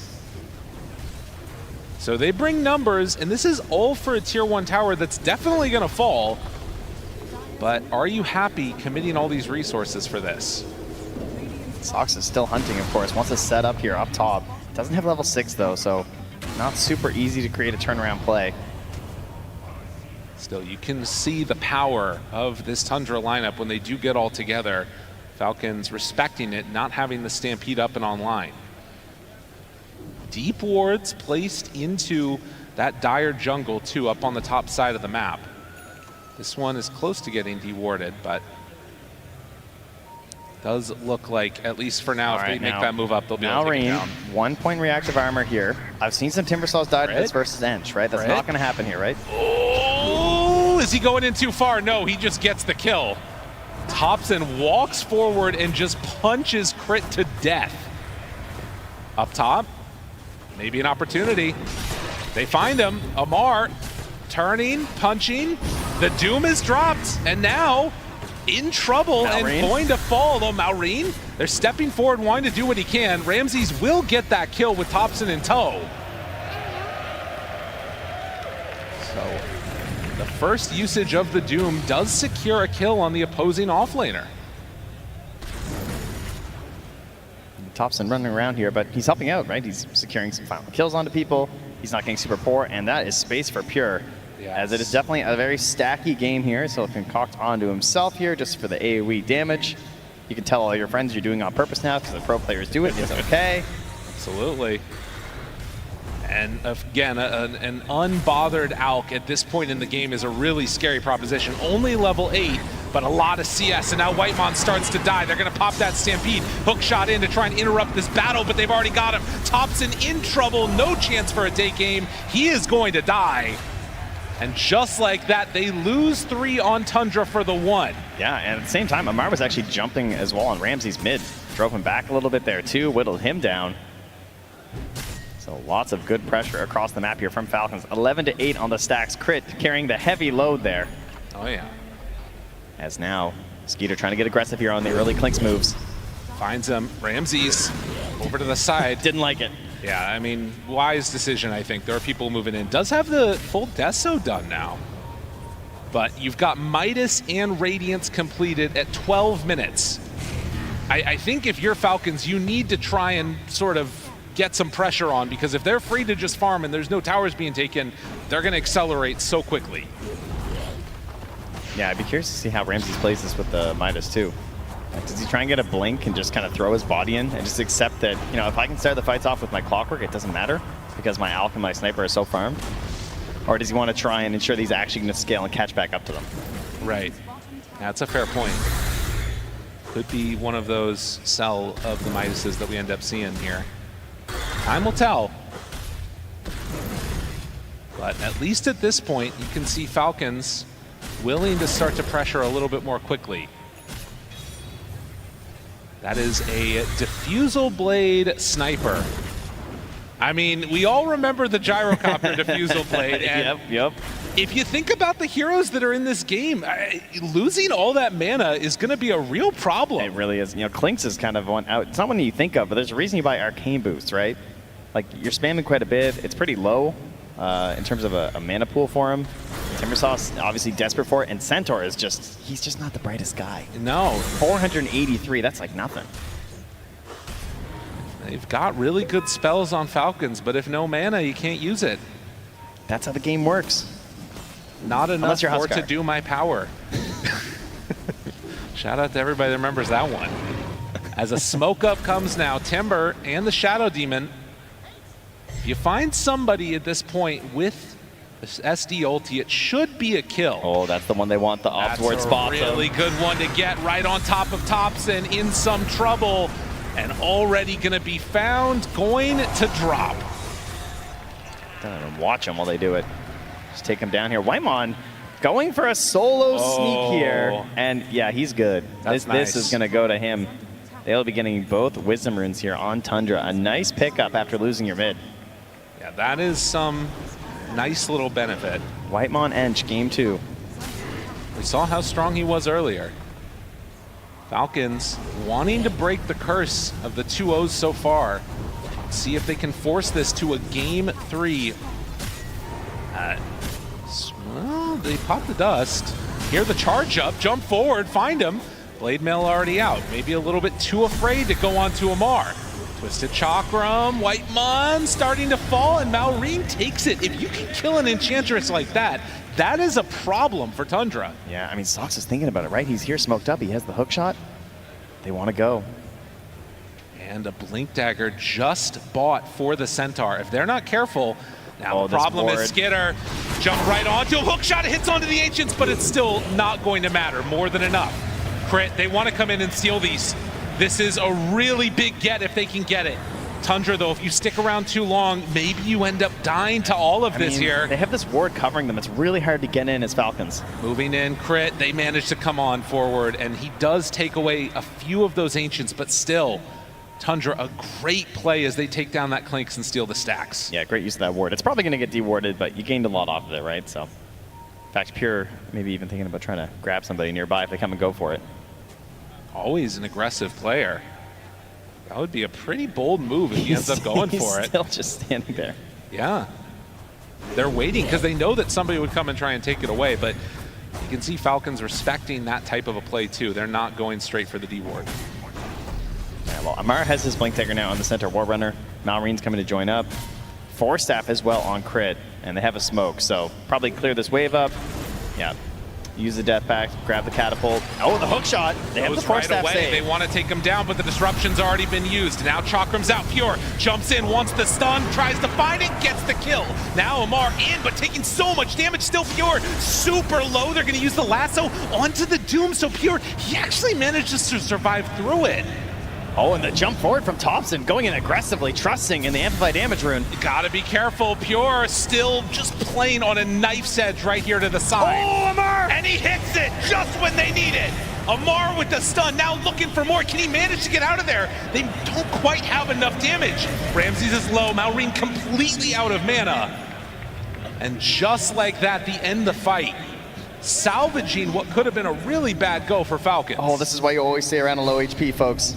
Great play from Amar there to punish Thompson. I mean, to jump in aggressively like that with the concussion grenade, very much a Thompson play. Yes. But not paying off in the Thompson way. 13-8, and they get their man. The Clinks goes down, but we're able to get a little bit of retribution there. The big problem I'm seeing is this ALK still feels to be completely untouched in a lot of ways. 1-0-1, 177 last hits at 17 minutes. Yeah, just a lot of freedom. I mean, it looks a lot like last game on the Lone Druid, right? I mean, how often was he just on this mirrored equivalent on the Radiant side, just hitting Ancients on Lone Druid, right? It felt like the safest place in the map. Felt like there was never some concern. Look at that scan even from Ramses, just thinking like, hey, are they around here? Like, I'm just gonna check before I move in. They really want to make sure there's always a wall between Falcons and Pure. But we have seen also how much Malrine on this Timbersaw can really shred through that ALK. And Ramses. This is a nice get. Ramses will be pushed back in. The stomp does connect. That's just going to mean that they save the lasso. Yeah. All right. And now Skeeter hunting forward, wants to see if they can catch something else. Pure TP's out. Wise decision. They go for the Stampede. He TP'd to mid? Snake King drops down a ward back behind. He has Blink Lasso if they want to use it. Thinking maybe they can find a kill into Pure without using it. Skitter caught for the moment. Now the disruption. Good hook shot onto both of them. Soxa playing interrupt for the moment, But he will eventually get brought down. Pure jumps forward, stunned onto Clinks. Do they have enough? Can they get him out of live? No, they're not going to be able to. Whitemon, so often the answer in that game one, does it again. And now the Doom down finds Malrine. No answers. Tundra feeling themselves, and Ramses gives them the smile. You're allowed to, after getting targeted that hard at the start of the game and during the draft and feeling you're just having a miserable time. I'm surprised he can still smile at this point. Takes a fight like that from the team to get you back there. Falcons just going so deep right there for that engagement. You know, they drop a ward in behind, they're feeling kind of good about it, but not able to really figure a way out of that one. Just too deep and not enough damage on the targets they needed. Right, and it sounds good in theory to, you know, find this kill onto Alchemist, but if TAPSON is allowed to just free hit, you're gonna have a bad time. Yeah, it was really awkward too, because TAPSON's just like plinking away on Amar, so now he can't really get back in and do anything. He's just kind of stuck off to the side. So the one hand you're thinking, all right, well, TAPSON's busy. Maybe we can clean up the rest of this fight, right? But they still just managed to stun up on Skeeter. They can't get the saves. You force tap him away, dies the impetus, and now there's no like re-goose potential, right? Once you lose the Clinks, there's no damage left in the fight, especially once there's a Doom onto the Timber. Right, and of course that BKB timing coming out for Pure just then ends up, you know, destroying everything basically. And now you've got a pretty sizable lead. Again, it is an ALK draft, so you sort of anticipate being ahead like this a little bit. But ALK drafts often end the game early. If you're not careful, you could just lose the whole map. And right now, there's no vision here for the side of Falcons. And you're trying to move in with a Bat Rider draft. You don't have any forward vision, and it's you who's getting caught in the river. Soxa again, right on point. They find both of them, try to force tap, try and get out. Not gonna happen. They will come close to losing the Clockwork, but ends up getting close all the way to the side. Stampede to try and get out. Skitter just hoping to escape. Will he be able to? Yes. Now to the side. Ramses must run, and Skitter gets stunned. The assassinate out. He's done. Tundra, time and again, have found this Clinks and have punished the pick hard. They're trying to get out of these fights with these force taps, and you just see the impetus chase down, just chunk, you know? It just doesn't matter. It feels like any chance to try and break away and get a secondary fight going for yourselves from Falcon is just failing because these saves aren't working right now. Whitemon's just consistently getting the good targeting, and then again, Pure, right? Another concoction onto the Clinks. He has a single target in mind, he's hitting it every time, and that's a problem with the Clinks, because like, what can he do? He can't just like go BKB right now, or at least he doesn't feel like he can. Right. Doesn't think like that's going to be enough for the hero. He needs a little bit better spacing. He just wants to be able to like trying to consistently hit, not have to rely on the BKB, but I don't know, the saves just aren't working. Right, well, and you're getting the other saves going the other way. The hookup with Clockwork is actually, you know, having some extra value in these fights, keeping people alive or otherwise they might not end up being alive. And now a 5K gold lead. Skitter again gonna hunt. Can they find the right target? Sox is playing out of his mind. This guy is having a heck of a performance here at TI. He's done it before. A couple of times, you know, played pretty darn well at this tournament. You're not wrong. They're gonna take that lead, they're gonna back away, and again, the pressure is once more here on Falcons. They feel like they have to do something. They don't want to just sit back and farm because they've already seen what Pierre's been doing on this Alchemist, so it feels like you're just like falling further and further behind. You imagine that Tundra are also just thinking about Roche soon. Like, they have a great lineup for it. They got this Alchemist, they got the Sniper. You have this Clockwork to help cover you. But at the same time, in the back of your mind, you got to imagine, as Falcons, if you lose one more fight in a bad way, the game could potentially just be out of your hands. It has to, like, you want to make that move, but it has to be the perfect move. And Tundra, like you said, going into the Roche pit. Yeah, they're just following the flowchart here. And no way you're going to fight this one. No, need to just try and get into that next set of items. Crit is going to start to maneuver down this direction. They already have one deep ward in between the tier 1 and tier 2 on the bottom half of the map, as Roche is finishing up here. That is now 20 armor, by the way, if you get hit by the hookshot as an ally. Yeah. Which is kind of ridiculous for 4 seconds. Well, and it completely answers Clinks, right? I mean, this hero is just all physical damage. Good facet choices and solid play so far has put Tundra in the lead. If they can close this game out, if they can take this Aegis and keep that pressure on, get to play at this last day at TI, keeping their hopes and dreams alive. And on the other side for Falcons, they need to force this game 3 if they want to be able to close out. Coming into this tournament as one of the favorites, and Snake King gets found for a moment, will back away. Amar also blinking out, but ooh, just barely able to get some separation there. Snake King from the Clockwork. It would appear Soxa is human. Yes. It takes a while to figure it out. Does manage to miss a hook shot. And Crit just trying to poison the wave from away. Escape afterwards. No hook shot here on the chase. Soxa just being intimidating with nothing but a jetpack. You're going for the Lincoln Sphere. So opting for like the very defensive build here on this Alchemist, Amar. I think he can just afford it because he just needs the control. Yeah. Like this Clinks is just, you know, you get on top, he gets stunned, you've got enough allies to help get that damage. So to ensure that you just don't get lassoed, if he were to get lassoed and die before Chemical Rage, then I could see a good fight actually happening for Falcons. And he just wants to ensure that doesn't happen. Right. And he's saying that like, I'm in no rush to end this game. I just want to make sure that they're not going to be able to like even things back up. The one that's left behind while the rest of the team goes forward, and they find this Timbersaw was not anticipating that he would be alone down bottom. And getting this Doom kill, like, on the one hand, you can think for Falcons, okay, Doom is down, like now our Timber can have a good fight, because they're going to have a hard time controlling him without that, but then you're fighting into the Aegis. Yeah. So it's just a good way to try and get a punish here and still keep rolling all over this map right here from Tundra. Pure eyeing up the AC next, as he will grab that whole creep wave and start heading together, and has turned into split push central for the side of Falcons. Yeah, trying to get gold everywhere on the map right now. You can see you got Crit and Skeeter way up top. You got Snaking inside the Radiant jungle. Amar's farming Radiant Ancients. Can they get out of here? Oh! Skinner found, pushed 2 times outside of the base. It's going to end up costing him his life, but can Skinner get out afterwards? I don't think so. They TP back multiple and get the Clinks. Happy trade there for Soxa. Draws them back, so maybe they're not taking your objectives, I guess, at the very least for Falcons, but obviously they're still very happy about that on Tundra, because it is a lot of hope just pegged on this Clinks. Right. So many issues at this point that they need to contend with. And, you know, we talked about it. Is Ramsey's going to keep scaling? The answer is definitely yes. He's almost passing up the Clinks now in terms of net worth. Might need to look for help from some of these other heroes in this game. Of course, the Batrider, great at being able to isolate that single target, but obviously don't want to do that against a sniper with Aegis at this point. Does have the Eye of the Vizier as well, which is pretty helpful. Oh yeah. A little bit of a longer range initiation. Mar trying to get towards the Crimson Guard himself. A flare from Soxa. That sees everything. Spots them farming inside the Dire Ancients. Amar running towards their base, hoping he's going to keep him alive. Finds a courier. And then the TP back. That's Pure. Hits the mid tower. Ramses hits the top tower. I mean, it just goes to show how confident they are in their play right now. And Soxa is waiting right off to the side.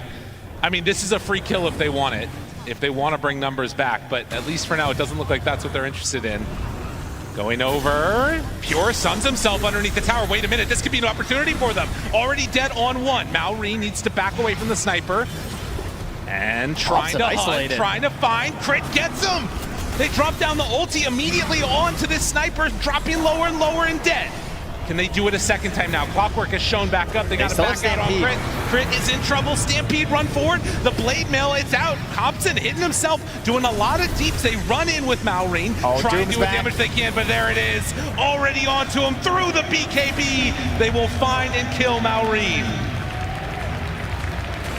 Tundra taking control there of the outpost, allowing him to get back on Ramses, drop the Doom once more, and keep the push alive. Next tier 2 to fall here. And we're approaching 28 minutes. And they are near the Wisdom Rune if they would like. They're also on your high ground because there's still 30 seconds without a Timbersaw. This is dangerous. Tundra keep the party moving, and buyback status not available for that Timbersaw because of gold. Tundra, I don't know if they're going to be stopped off of there, but they jump in immediately. No Doom available, but still get the counterplay. I mean, they just have nothing right now. For Steph, gets away. That hook shot nearly hitting from Soxa. That would have been a death, for sure. But Tundra, they will be stopped in their tracks, it looks like. Yeah, they're going to get back for the Wisdom Rune, though. Snaking not able to get over there and steal it. So that's going to be double again here for Tundra at 28 minutes. further widening the gap. Now, you know, there's no Aegis. There's no Doom for over a minute right now. If you are Falcons, you've got to be thinking about getting out here, but you know, they look out, they got one good ward up here, but it's expiring soon, and they're on the move. They got to make a play. Stampede in 12. It's the only option. They run towards it, and actually, Pure is getting over that direction too. He's going to show as well to take the tower, maybe kind of bait them in here.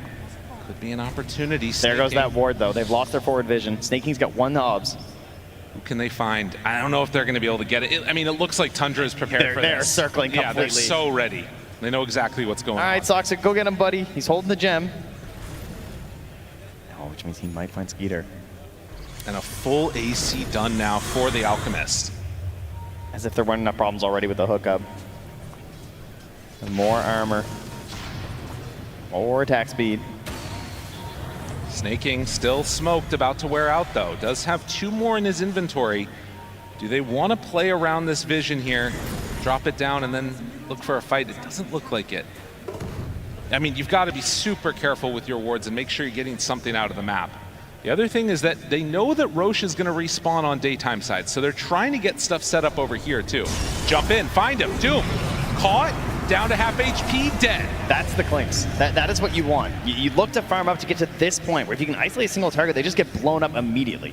And he's dead for 70. That was a dieback. They know that too. Yep. Had his little vengeful play there onto Malrine, but find him afterwards. I mean, I feel like as Falcons, you got to do something here. There needs to be a play made while Doom is dead, whether that's just trying to, you know, secure vision around the map or whatever else. But you're not going to get a better opportunity with Doom dead for another 50 seconds. Yeah, it feels like just farming would feel great, right? Because they know they're not going to group up on the side of Tundra and go for anything right now. Feels like Doom is pretty pivotal for how they want to play these engagements, because one less body in the front means the fight is just harder and harder for TAPSON. So it just feels like an unnecessary risk to try and push something here. And if you can just farm as many camps as possible right now to get these next items, that's a win in itself. I mean, you just got the Shiva's Guard finish up on Malrine. That's very helpful, not just for obviously the benefits of the item, but in terms of like damage and slows us up with the vision, right? Trying to find these annoying heroes. And they're going to end up getting some pressure on this tier 2 mid. Roche time is a little bit less than a minute as Falcons going to take down this tier 2 tower. They could, in theory, start a fight here. Pure jumps in. Stun, Amar, force staff away. Pure feels very strong with that Linken's in tow, and they're not going to get a free tower, but a Linken Sphere for the Clinks now also. Okay, and it's 30 seconds until Roche. Radiant side. See how they want to try and move towards this one. I imagine they're going to stay pretty tight here on the side of Falcons. The saves have been improved. There's now a Blink Dagger on crit since the last engagement, so we can really get in there for the grab and the save. That in combination with just like Stampede, and then of course just helping out with Snake King with the Blink and the Force Staff there. Like you might see crit like Blink and Force Staff that again or something to create an even further isolation onto the target they're going for. But it is Tundra who have the flare available here, so they can move down towards the Roche pit, keep sending out these flares, and spawning these heroes. He saw where Crit was moving inside the Radiant Ancients. They know that they're playing far away from Roche right now. And that's going to send them into the pit. They're going to begin it very slowly here with Pure on Soxa. It's going to drop pretty quick, though, if they can get there. I mean, Skitter, they're heading the that roar. direction. Now they know. And it looks like they'll take the tier 2, and then are they going to come they're and making try their and way fight here, this? Lyrical. This is, it's not going to be in time, but they can maybe take the fight right after the... Do they want to take the fight after? I don't know. I mean, Doom's they're moving available. this direction. Now seeing what could happen. Snake King walking forward. They're flaring right on top of them. Still holding their ground is Tundra. And Falcons...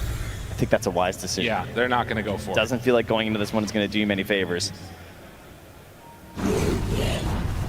What a tense game. I mean, again, this is playing for everything here. Playing the last day of TI, looking for top 3 at the very least. And you can see it's not a clear victory here for Tundra. You gotta also imagine at this point in time in the game, if you're Tundra, you feel like you've got a win under your belt. If you lose this one, how do you recover for a game 3 if it ends up happening? They got him. But they get him again, long range, shots are right on top of him, forced down to the low ground. Does he have a way to get out? TP trying to escape, but no! The jetpack and the battery assault is there. The magic little man in a metal suit does it again. Just no hope for them on this one. Whitemon even chasing a little bit further here, trying to find somebody. He's going to see Snake King going for the midway. Snake King's holding a gem right now. If you lose this one. But he blinks away. They can't get him. Out. Amplified damage. The slow is there. You can see pretty good accuracy, but it's in these clutch moments he's been showing up. It's funny too, because Clockwork is probably the smallest hero in this game, and Sox is not the smallest person. He is a big guy. I don't think he would fit in the suit. Not quite. And I have it specially made.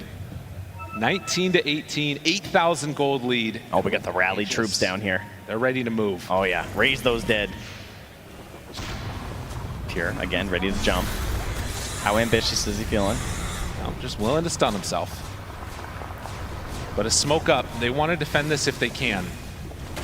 You obviously have to wait for Clinks. It's a flare that does connect on the Snake King, so no jump. To be ready for this one, and you can see they're still respecting this. As Clinks respawns, they back away on Tundra. Closing in on a couple big pickups here. Almost a level 20 there, onto the Sniper. Get some of our larger talents coming. I'm sure it's up to level 22 right now, by the way. Oh yeah. Beast in this game. Another Lincoln Sphere picked up here. Rams is going to grab one on the Doom, making life even harder for Snake King. And Snake King has been the one that's been finding these clutch moments here. Does have a 4 staff, so you can play your way through it if you need to. They're also queuing up more Lincoln Spheres on more heroes. Yep. I mean, that is the goal, I think. Yeah. If you can mitigate the Doom, maybe there's an opportunity there. But in towards the Tormentor they will go. Wisdom Runes picked up for Skitter as well as TAPSON. Getting that level 20 now. 30% shrapnel damage. Just lay that up top on the ground while you're going in. God, and Auk is just so huge. 10K above the next highest on the enemy team. And not looking back at all. I mean, there is a point in time in this game when eventually you start to fall off on an Auk a little bit when you get, you know, fully slotted. But, like, I mean, I'm really grasping at straws there to, like, think about how things could go poorly here. My inventory's full. My hero's so bad. You can buy people's Ags, too, and start getting that for himself if he needs to. Yeah, there's a little bit more room to grow here. But for Falcons, it's looking towards this Clinks. Yes. Right? Like, Skeeter, he knows the goal. He's going for the Daedalus next. He knows he's that big damage if they can get the control. But, man, it is so hard to lock them down. Strafe attack speed talent at that 20. And as of yet, still no racks have been taken. Yeah, that is a big reason why this game is still pretty close as well, because there's no big like economy damage to Falcons, because all the creeps are still worth a good amount of gold for them. And makes life pretty good. And while they're sort of stuck in their base, you're still getting some farm out there on the map. Amar trying to do what a what pretty he sneaky can. ward out here. It's actually looking right at Whitemon right now. Do they dare? They drop down. I mean, Skeeter's right there. The banner.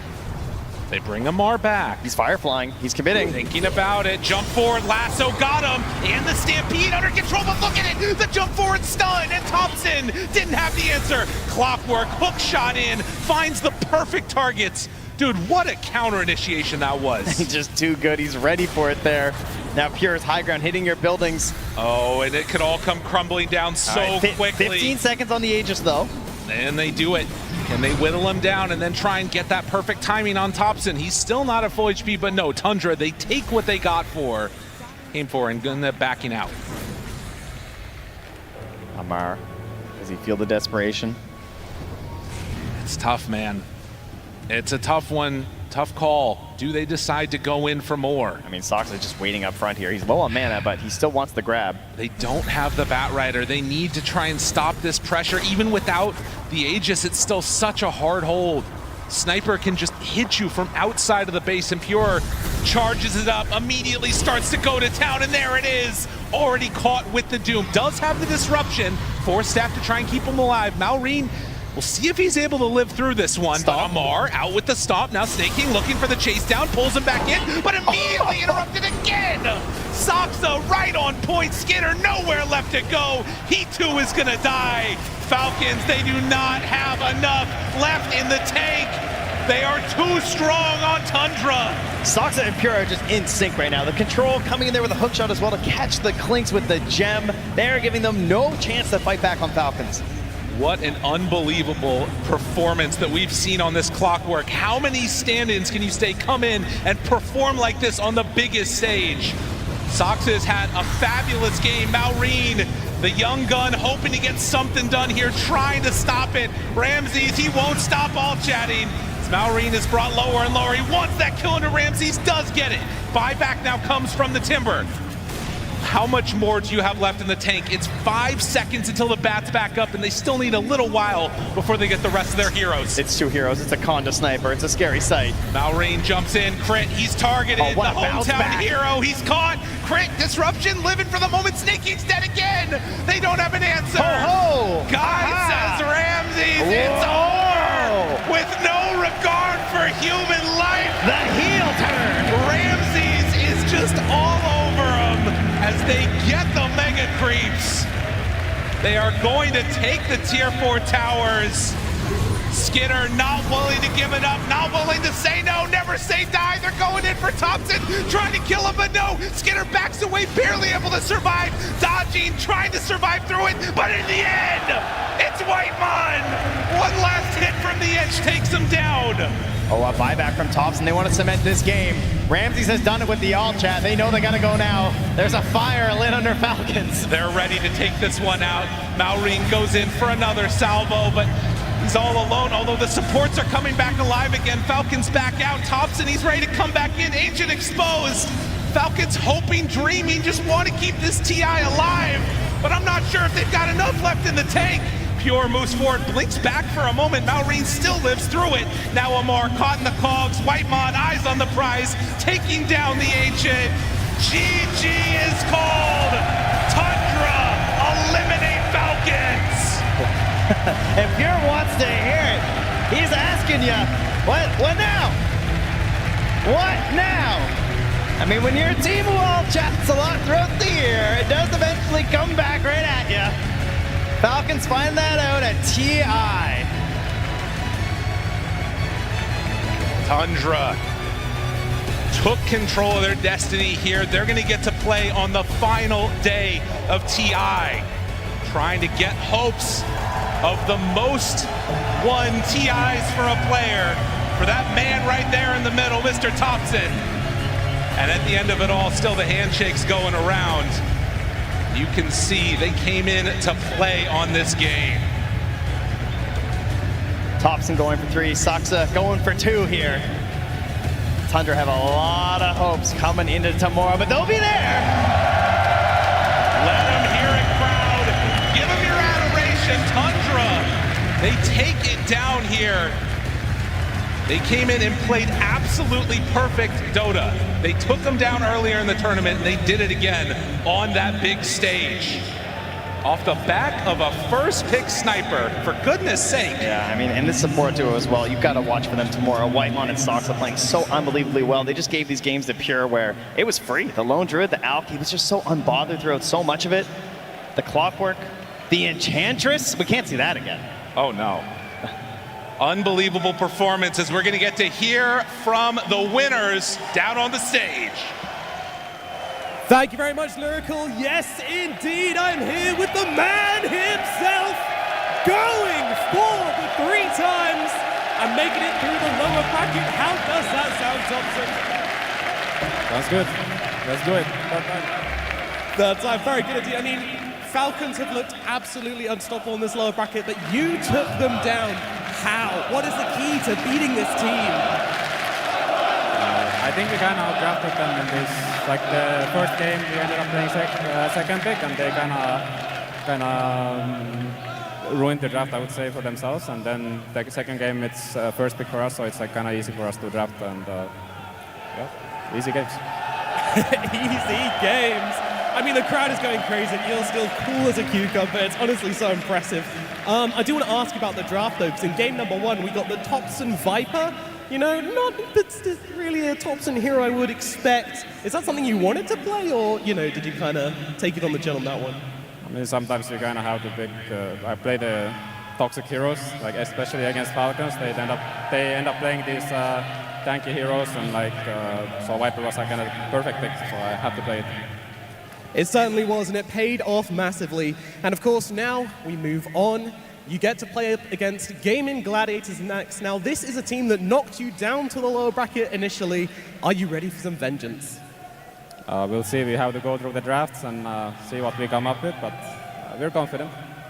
You're confident. It certainly sounds like it. The crowd are absolutely loving this right now. Any plans you can share with us? You know, anything you've got in mind for taking down Gaming and making it to those grand finals? Maybe. I don't really want to say anything, but I mean, obviously we want to slow the games down a little bit. You know, don't let them play their Chen, Lone, good lineups. You know. Absolutely, you know what you're doing. All right, one final question from me then. Are you going to make it, TAPSON? Are you going to get 3 times international champion? Maybe. Slight chance, maybe. Slight chance, maybe. All right, crowd, give it up for TAPSON and Tundra, who are making it through to the final day at the International. And we'll give it back to the panel. A fan favorite right there in TAPSON. Tundra able to make it into the top 3 for themselves. And let's have a look at this game number 2. Unfortunately, we weren't gifted with that game 3 here on our second day. Not a single series going that way. But this game number 2, it was just as chaotic. It felt like whilst the drafts should have been more clear-cut here, the execution just wasn't.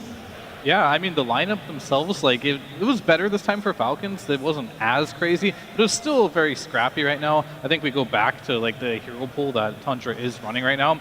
What can you do with the sniper? The sniper seems to win its lane no matter what you pick. It doesn't feel like it has a counter right now, but that's not the only hero Tundra plays that is uncounterable. So there's quite the enigma here on how to deal with this team right now, because they just have too many good heroes. Hey, on Falcons side, you can kind of only be a little bit disappointed if you're a Falcons fan. You know, when they pick up these Klings and they didn't really, I feel like they didn't really utilize this hero to its fullest potential. I mean, it's not the best hero in the meta, but it definitely has a lot of room for improvement. The way they played around the hero, there were a lot of like pick-offs on the Klings that were kind of felt like it shouldn't be happening with their lineup. They can't really afford those type of deaths on the Klings when you're playing against an Alchemist. You know, he's going to snowball out of control every single death that you have in the game. I also think that that Soxa is not going to struggle to find a team next season. That's all I wanted to say. I think this guy looks absolutely amazing. It would be incredible if a stand-in could win a TI. And it actually looks like it's in the cards, which is even insane to say. Yeah, it's possible they get knocked down to the lower bracket. It feels like it doesn't change anything for themselves.